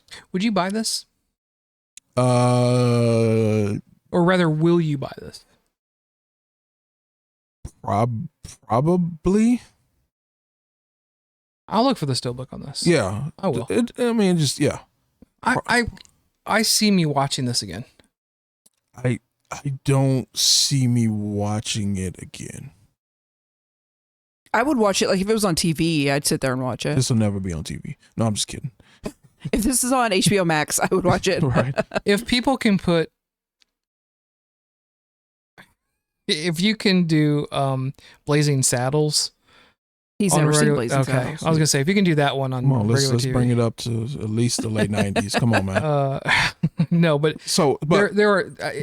I'm kind of with you. Although I am interested to that point. I am interested to see the TV version of this because I think that will take out enough of the swearing to maybe make this that much more enjoyable. I could absolutely see Reynolds putting out a PG-13 version of this, or when they do a director's cut, which again is now just being talked about, them doing in December to release to the theaters. I could see that one being a director's cut, but toned down. I could see him doing a PG-13 drop of this movie. So how do you feel about the fact that I said I would not recommend this to an MCU fan? Without spoils. There is so much lore that pulls from behind this that is not just in... I mean, most of it is not. Yeah, it's not just in the MCU. movies. It's Fox specific. Right. It is behind the scenes specific. Some of these jokes I only got because I watched the behind the scenes of the movies, or I read articles where they were doing certain things, or you kept up with it. And that to me is what made the movie enjoyable for me. But as I'm sitting there watching it, I'm going like, in a room full of nerds and other like-minded people, because this is opening night, there are people that are not laughing at some of the stuff I'm laughing at because I know they have no idea. We went opening night. You went. No, I went opening. Friday's opening night. You went preview night. You went Gen Pop. You went. We went private screening. Gen Pop. Whatever. Yeah. So just real quick, because we can officially jump into spoiler free here in a second, but just a couple of other things off the top of the head. I mean, soundtrack was good. Oh my gosh. I know you were enjoying it. Where's the soundtrack? Where is it? I didn't bring it. I saw it too. You got the actual. Yeah, we got the album. The graphics, the special effects were trash. I'll just say it. They were trash. They weren't worse than Flash. Okay, I'm glad you said that because we got to have that conversation. We will. Okay. And then the story, just generally speaking, is just kind of all over the place. And there are certain elements of the story. I don't want to say it's a plot hole. It's just the story was generic. Yes, it's generic, but it also like some of the stuff that was happening just didn't make any sense. Not that it was confusing. It was just like there's no way that would have happened. Like the way it happened. It's like this is very. Let's get into it. You want to get into it? Yes. Spoilers from here on out. Because I want to hear Spoiler what alert. you got to say on that. All right. Time for the spoils. So I just feel so. First things first, I feel like a lot of things that you said about the Flash that you didn't like happened in this movie.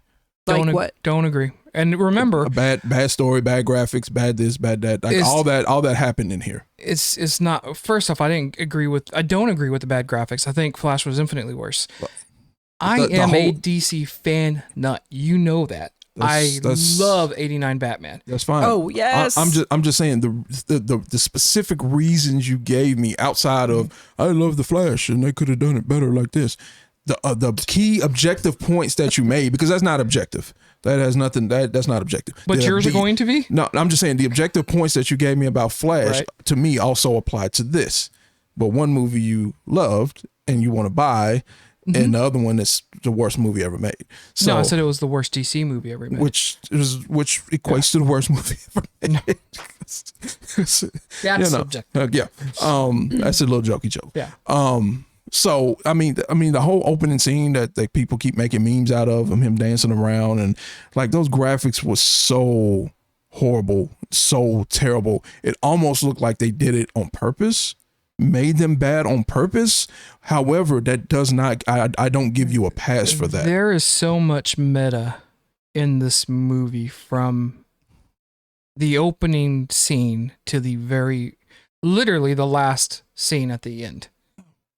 I was trying to do the dance earlier. What do you mean? Like the graphics were bad? He's saying so the CGI, like all that stuff in the beginning was kind of like CGI, where he's, fighting with that adamantium from the Wolverine, the skeleton and all that, and throwing stuff and chopping stuff. And, okay. And just get into Cassandra Nova, and when she was putting her hands through people's faces, it was that one looked weird. I will agree with you on that one. It was bad. Like I feel like some of the stuff that they got right is some default stuff that they've already created for other movies, like The Portal, right, and all that kind of good stuff. That looked good, but you didn't make it. So I guess the other thing that made it stand out more was that it was inconsistent, because you had these other things that were already created for other movies that look great, and then you had the new stuff made for your movie that looked like trash. Okay. I don't necessarily know I agree with all of that. Okay. I will say that there are moments where, and I will give you the Cassandra Nova moments where her hands are going through. I'm like, okay, I'm fine with your hand going through my face, but why did your fingers become like big steak fries all of a sudden? Like I was big just steak fries. Well, for her frame, he's not wrong. She was a tiny woman, right? So anyway, so that's just my thing on the graphics. Okay. I think we hopefully we're not having some major technical difficulties right now. The screen is frozen. But look at that. Oh, there it goes. All right. Oh, there it goes. But the recording is still going. Okay. All right. Well, we have those special effects. This is Deadpool stuff we got going on here. or Flash. Okay.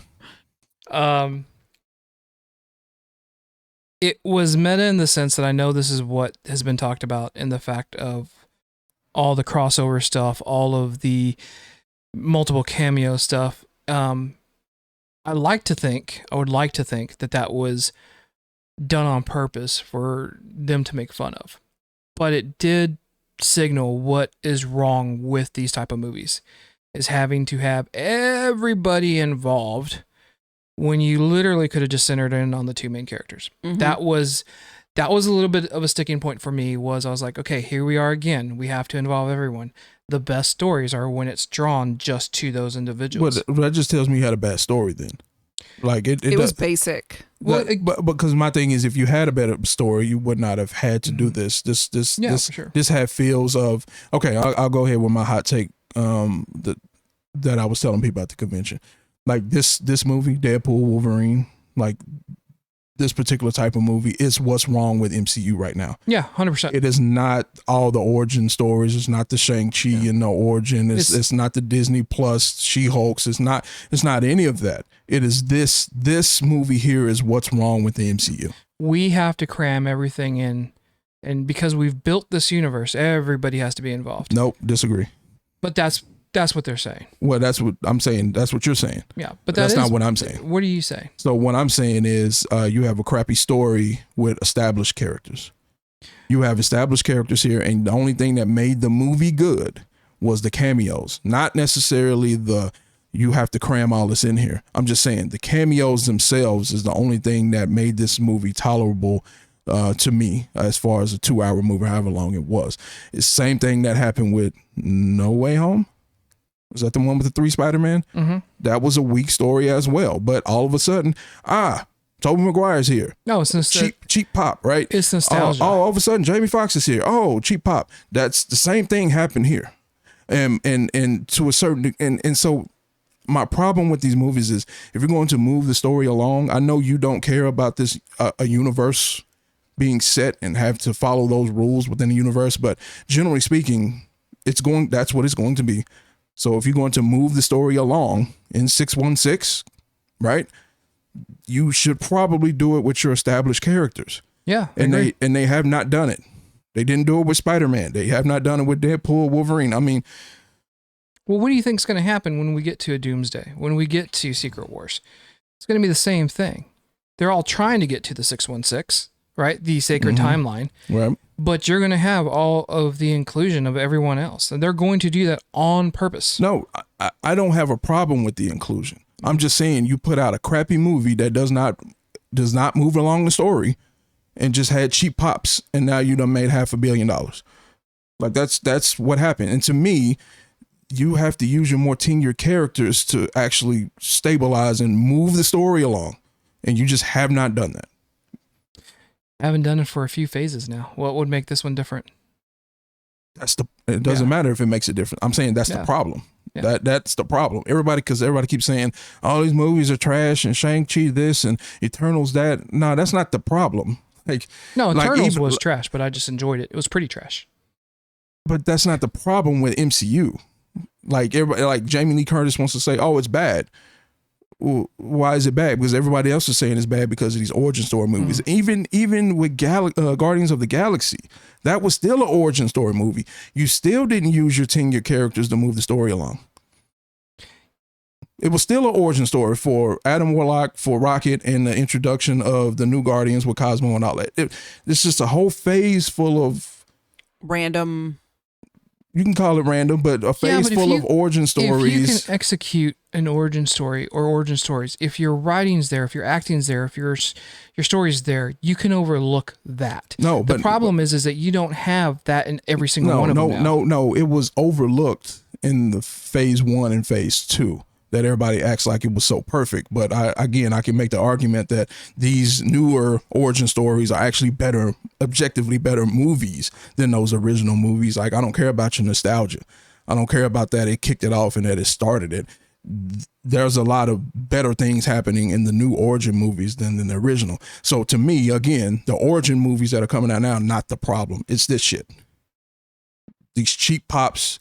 These cheap, to use the wrestling term, right? A cheap pop is when you come out and say, "Oh, hey, Dallas," and everybody's like, "Yeah, Dallas." Couldn't we say the same about The Flash? We're not talking about The Flash. But I'm just saying, couldn't we say the same thing about The Flash? No, because I don't think it wasn't enough of the pops. Like No Way Home was just pop after pop after pop after pop. This was pop after pop after pop after pop. I will tell you what I did appreciate about this.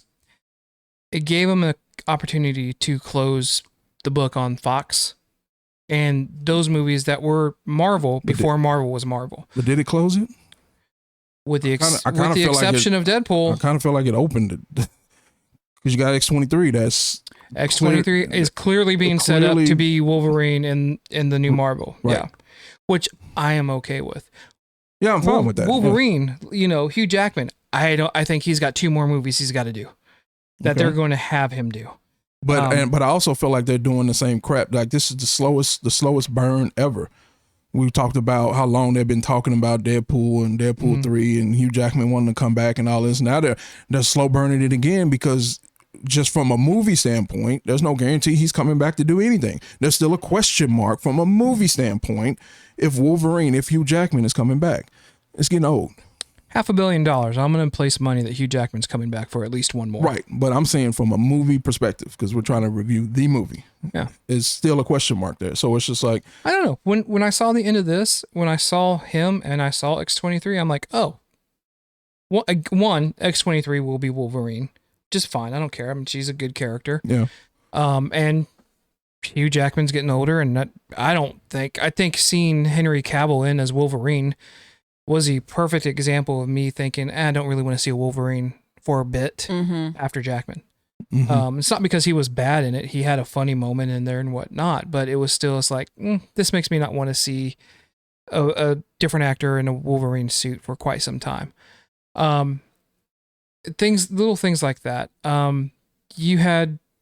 You're right. You did have that. You had Johnny Storm back, where they tease for about 2 minutes that it's a different version of Captain America. Yeah, when you made the comment, she don't know what's going on. Remember, Yeah. I knew what you were talking about with the flame, but I didn't know. I thought that was Captain America because I never saw Fantastic Four. But they purposely You're not missing nothing. They purposely did that. Oh, like okay. if you look, they cover him, but they also covered his hands. And Okay. so they were making it feel like this could have been the Either or. nomad version of Captain America, Yeah. or maybe this was a version of Captain America that got stuck returning Yeah. all the gems and everything else, whatever the case may be. Yeah. But the moment that you saw, for the rest of us, we saw these flames, are like, oh, it's Johnny Storm. Yeah. Which was a dope moment, but again, just another cheap pop to cover up for weak storytelling. Yeah. So, for example, the first opening scene was you fighting off, countless TVA agents, but somehow the dude in the suit that works at headquarters was able to prune you and Wolverine. Right? Am I remembering this correctly? I mean, you're remembering it correctly. So that's what we're doing with the story. That's what happened. They got pruned by old man in a suit. Paradox. Right. Yeah. Old man in a suit at headquarters after fighting, after alone by yourself, fighting off countless TVA agents. Okay, this makes sense. This makes all the sense in the world. Again, to the movie standpoint, and to your It's point, stupid. I shouldn't have to explain it because that's where you start to lose the plot for it. I feel that it was an assumption that it was like on the element of surprise. Who would think a glow rod would actually move you to a different dimension? Well, it was going to do something. Yeah. Well, I mean, but if you're in the character shoes, you haven't seen it worked really yet. Well, Wolverine did, right? Had you seen it by that time? Didn't he get Deadpool? He didn't get Deadpool with the rod. Who got Deadpool with the rod? That's what I'm saying. That's paradox. So I'm saying it's a surprise. Right. The thought process behind that is you should know. It's a MacGuffin to move the story along. Just like the MacGuffin in this was the machine that was going to destroy his world.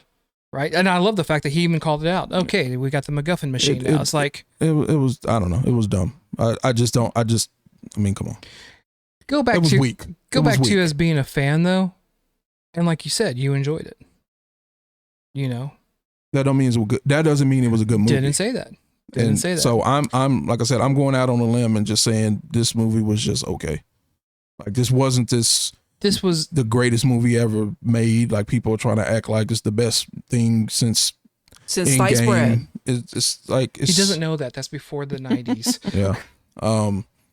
It was entertaining. It was definitely Yeah, But from a entertaining. movie standpoint, it just wasn't great. From a movie standpoint, like I've talked with you, I cannot recommend this to the average person. No. They just want to make sense to a nerd, to an uber nerd, which they did point out in the movie too. They're like, look, this is really made for y'all. It's not made for anyone else. It's made for those fans that have literally, it's made for the fanboys. Bottom line, plain and simple. This is not made for anybody else.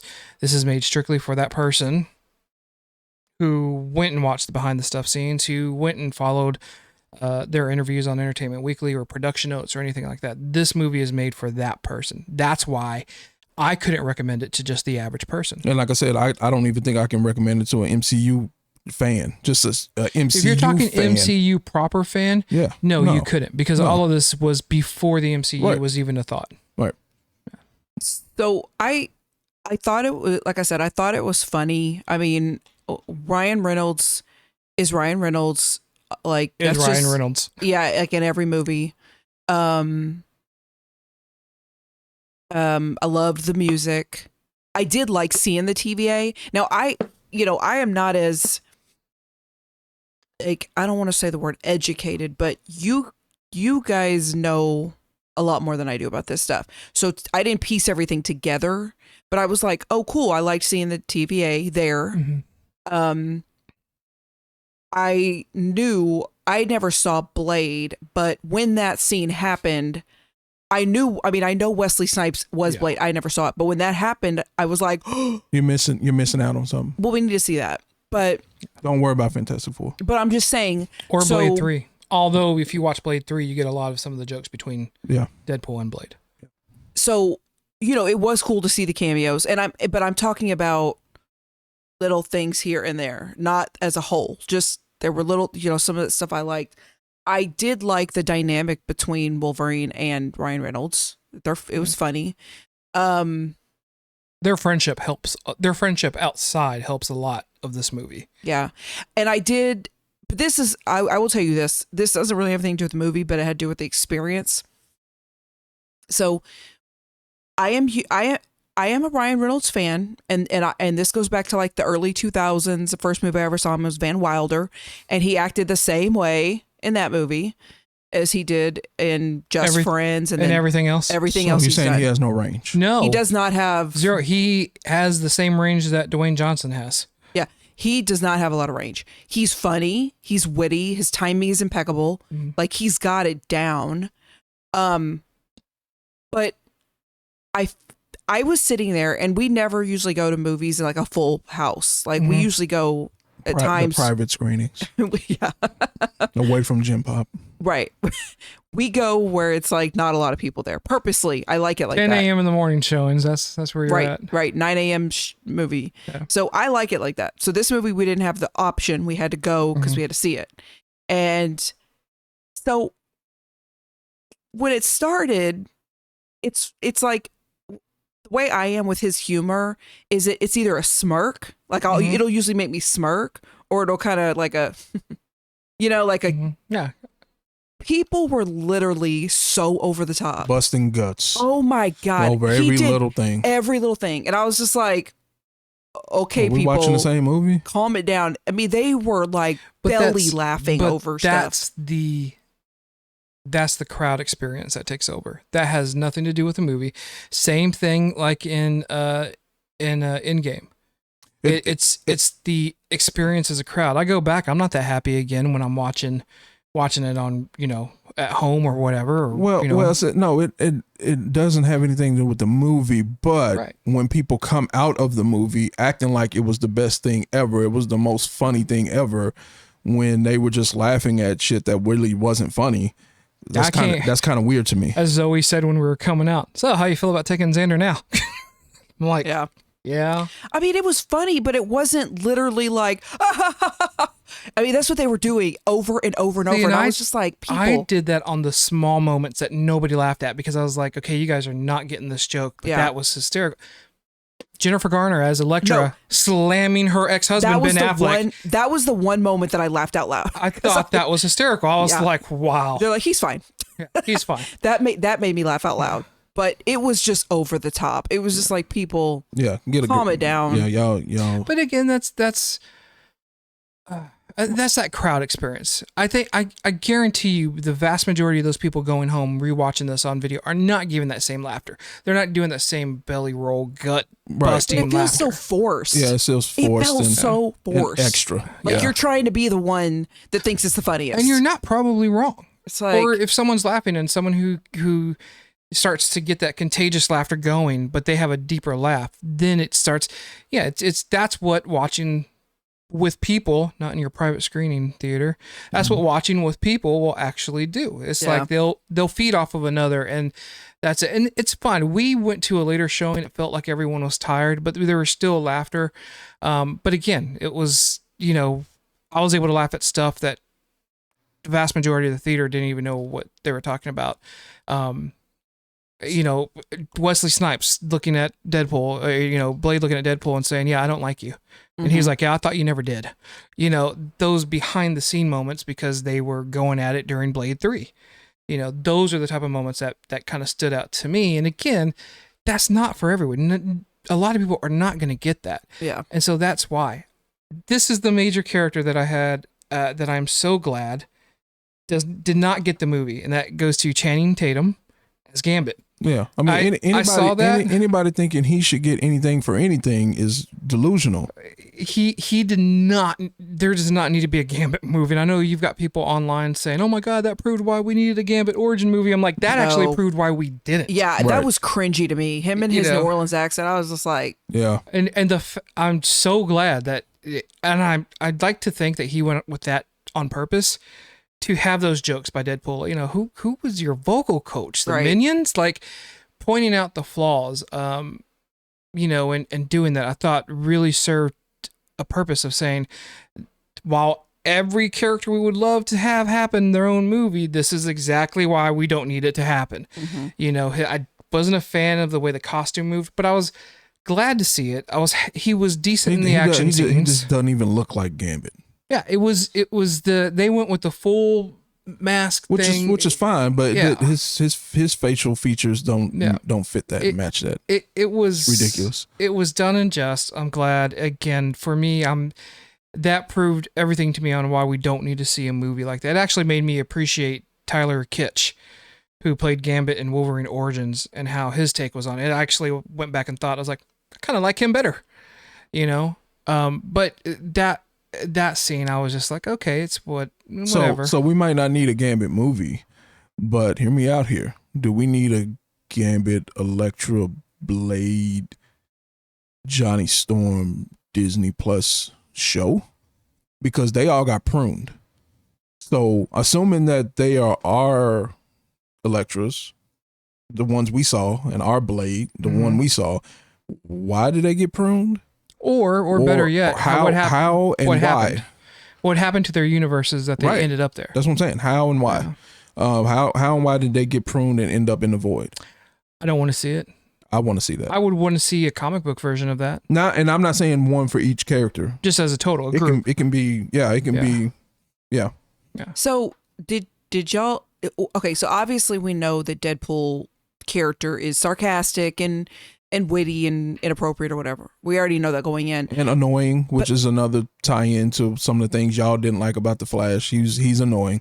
And in this movie, Logan was annoying as well. They both were annoying. I agree. I do agree that I felt like Ryan Reynolds laid it on super thick in this movie. I felt like that was purposely done, though. Yeah, it probably really was, but it did start to get like, okay, Right. we got it. Right. But I mean, not as annoying as the guy that played the Flash, but the trailer, to me, parts of it felt like more serious. Oh, they got you with the V for Vendetta? Yeah, trailer. Like when they're in the diner specifically, and he goes, in my world, you're a really big deal. And he's like, well, not in my world, whatever. That, like, that part of the trailer, it felt like there was heavy. Even with X-23. It felt like there was like heavy stuff. And it really wasn't. And there was none. Yeah. And then, did I just blink and miss this? But the line that I kept laughing so hard about in the trailer is when he's like, his mask is off? Yeah, and they never even did that. They did I it. was like, what? Right. I was so disappointed. I did too. I was kind of waiting for that, and I was like, I was they left waiting that the whole out. time. That's funny. And even when they got to the diner, I'm like, okay, here it is. This is what he's going to say it. And then they left the diner, and I'm like, wait a minute, are we coming back to the diner? Like, where's the scene where you tell him to put his mask on? I gotta be honest. Watching the trailers, I never. That was the one call out that I was like, kind of wish they would have left that in there. I was with you, but I never thought there was going to be anything serious in this at all. Like even those people that were like, oh, some of this made me cry. I'm like, why?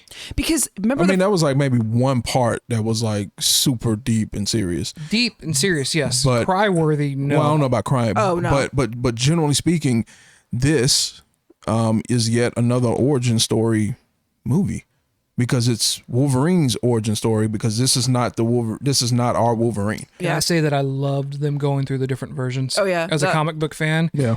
No one got, no one that the average goer, including the average MCU goer, no one was going to understand that Age of Apocalypse Wolverine.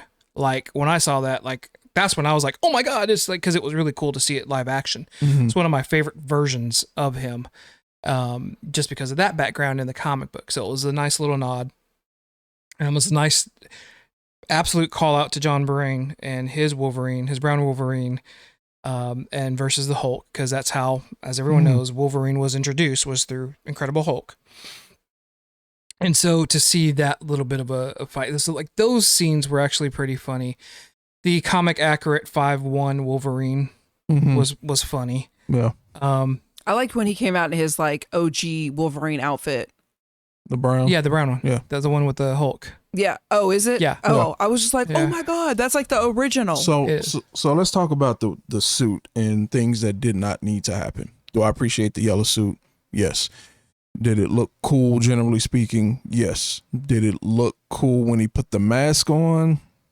You and Jason, bit. you and Jason have that same thing about that mask. So Not really. I wouldn't really feel like it gave me Wolverine vibes that I know. So yes, you hit on that.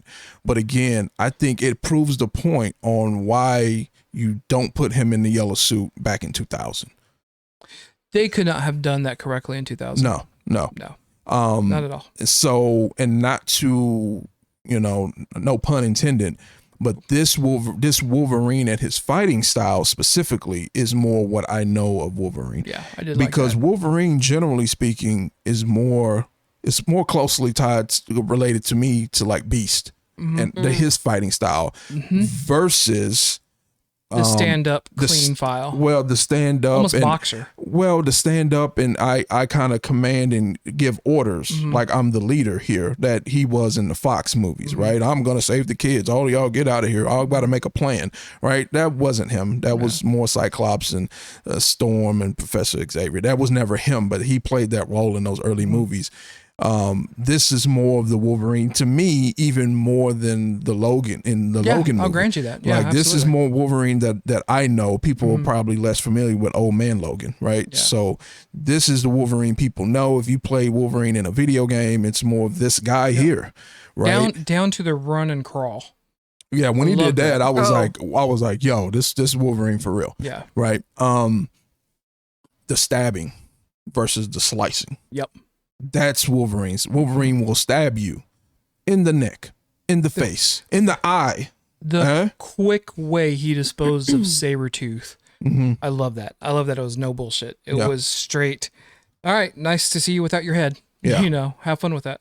Yeah. So, but I don't think you can introduce that person in 2000 and those movies work the way they did. No, I agree. It would have been too much. It would have been that what I say about Battle Angel Alita. It's like this is too much. The average fan is not going to cling on to this. Yep, I agree. They'll cling on to just a dude in some jeans and a shirt and some claws. Okay. What else? I think the most meaningful thing that was said, a lot of the deeper moments with X-23 and Logan was a miss for me a little bit because that's not your Logan. And we really don't even know what happened with him. And why was she, for real? To your point too, why was she pruned? Because if it was that X-23, what happens later on in the future? Right. So I forgot to add her to the list of what we need to go back and see why they got pruned and how. The deepest thing that was said to me was the Wesley Snipes. For sure. When he said, and we didn't even I didn't even get a chance to fight for it. Yeah. I was like, oh shit. Like that's the one that gave me the goosebumps. I was like, ooh. His the characters that were represented minus Gambit. And that's not because I'm slamming on him right now. I'm just saying minus Gambit because we didn't really know him anyway. And I do love the him saying, sometimes I felt like I was born here in the void. because it's his first introduction. So I do like the humor behind that.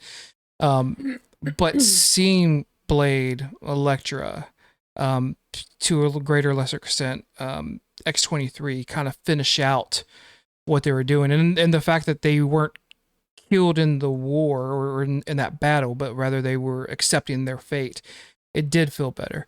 To see Wesley Snipes use that, ice skating comment from the first movie and just landing it, like I loved seeing him, and I loved it when they were talking about him being Blade, and only there's only one Blade, and Deadpool looking straight at the audience for a minute, and it was a longer look of him looking, and that was him just saying, "Are you hearing that, Disney and Marvel? This is Blade." A lot of fourth wall stuff. Yeah, a lot of fourth wall stuff, but that's literally him just giving a middle finger to Kevin Feige and everything else. Kevin Feige actually came out this week and said, he was like, I knew that me and Disney purposely had to take shots in this movie because, one, it's Deadpool. Two, he was like, we knew that we were going to have to relent on this. The only thing that they didn't give him was, I think there was a line about Bambi, and Disney told him, like, you can't touch Bambi. Yeah. But that's also another problem I had with the movie. You take a shot at the multiverse stuff not working, but then you turn around and do the same exact shit. That's why I think it was meta and done on purpose, because they were taking the shot. But that doesn't. You don't get a pass though.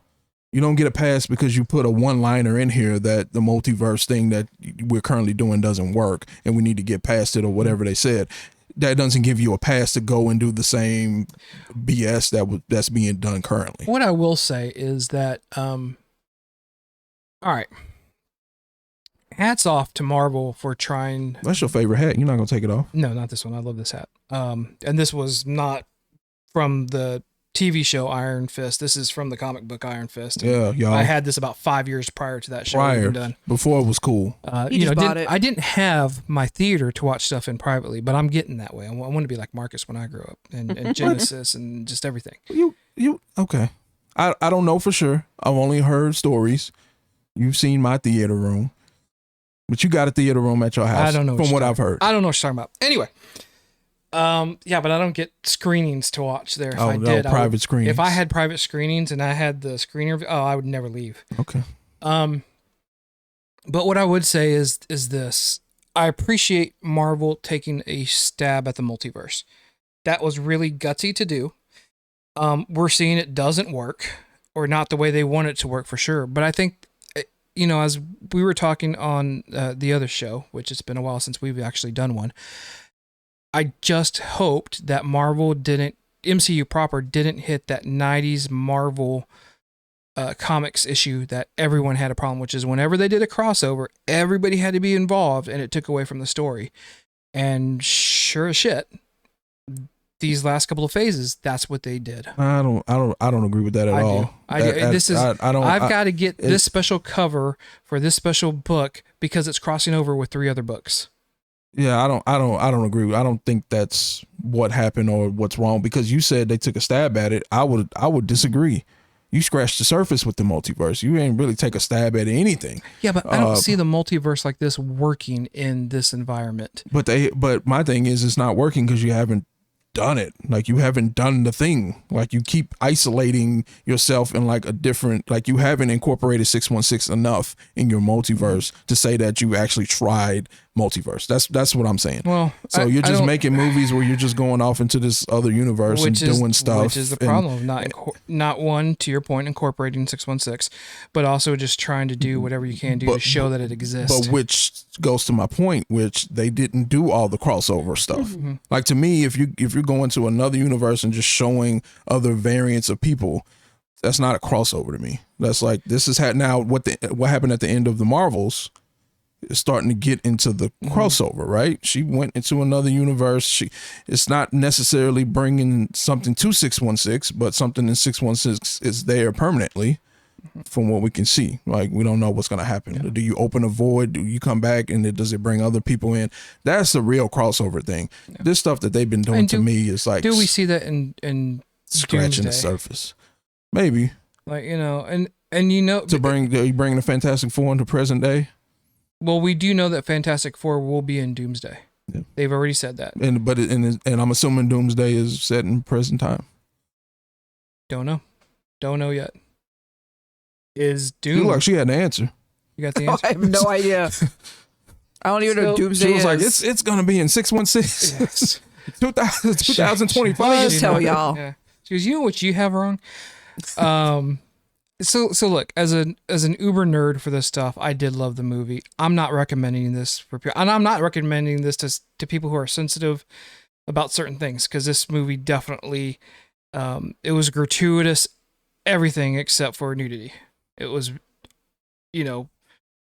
yeah. But did I like it? Yeah, of course I liked it. I did. I liked it. Because Cassandra Nova showed why we need X-Men. Yep. Just mutant powers, just kind of overpowering. OP. It's also why we need to have a Blade, but with Wesley Snipes. I don't know if I want to see a current Blade with Wesley Snipes. Oh no, man. It's been He made an argument for it. I'm just saying. yeah, but He's old. I know. He old. He a little too frail. He don't look he don't move the same. He don't look the same. He did look small. I will say Yeah. that. He looks small. Yeah. I did like we mentioned it a minute ago, but I did like all the fourth wall stuff in this. I mean, I think he's done that before, right? Yeah, The other that's his Deadpools. thing. Oh yeah. That's his thing.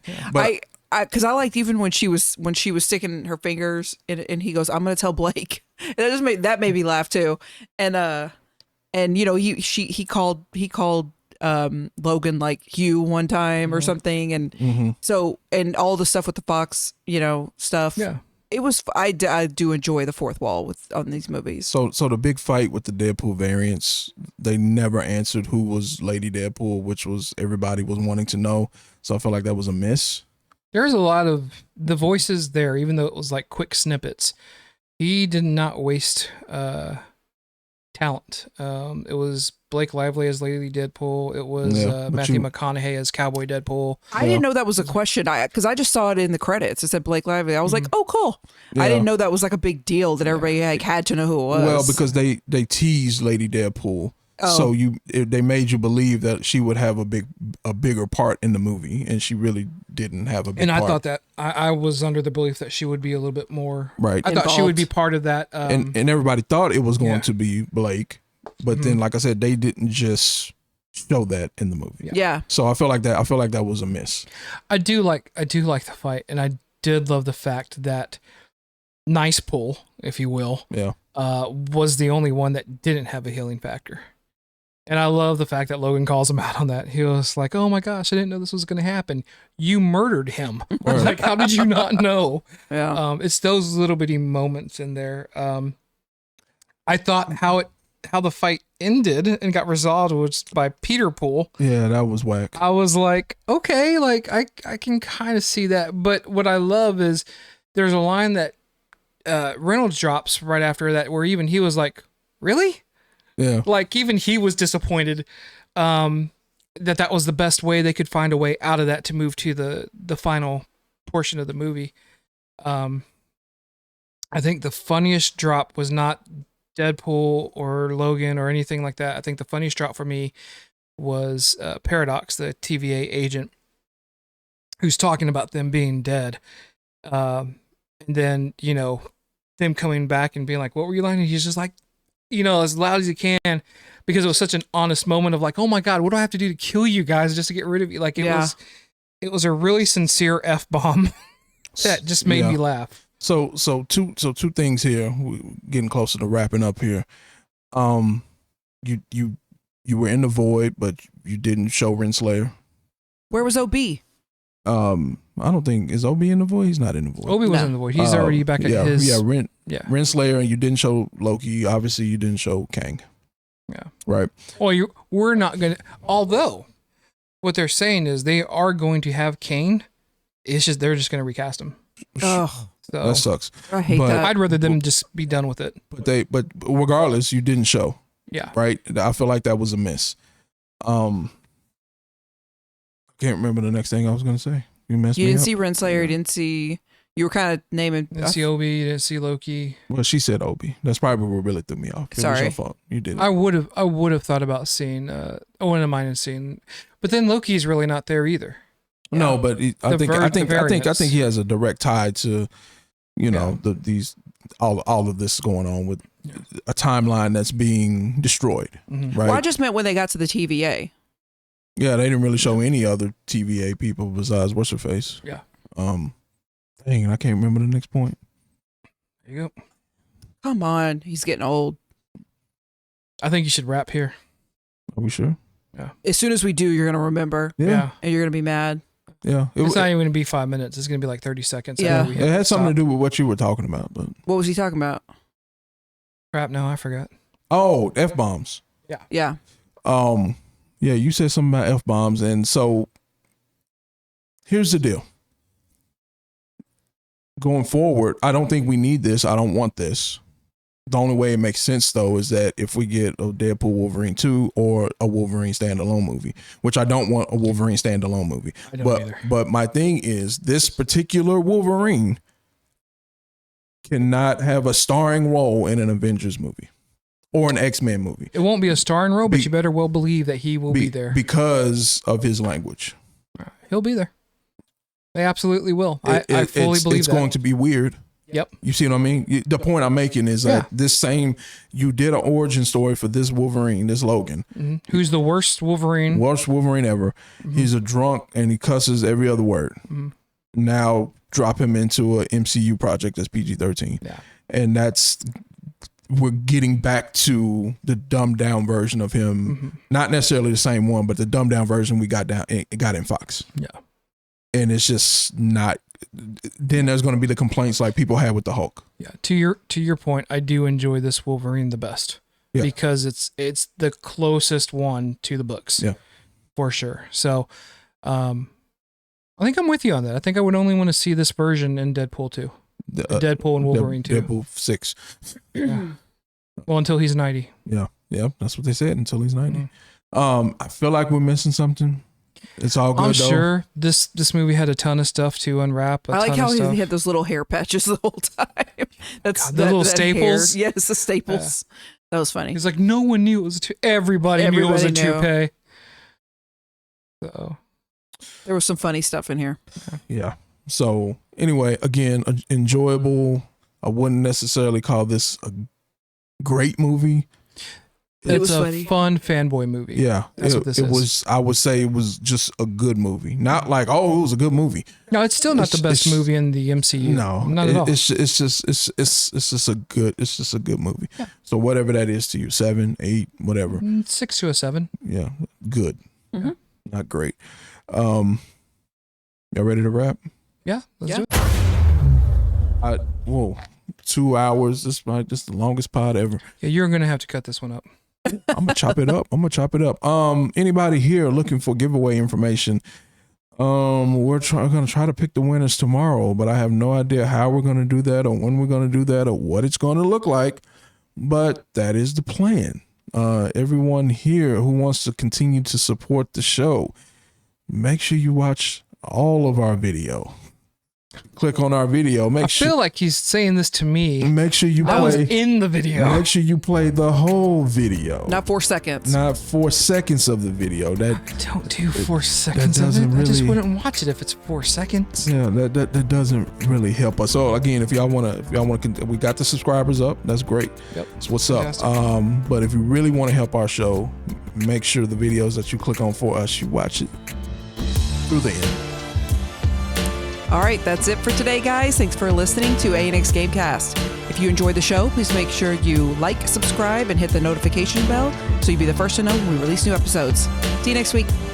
Doodles. Tiny knife. Baby knife. Baby knife. There we go.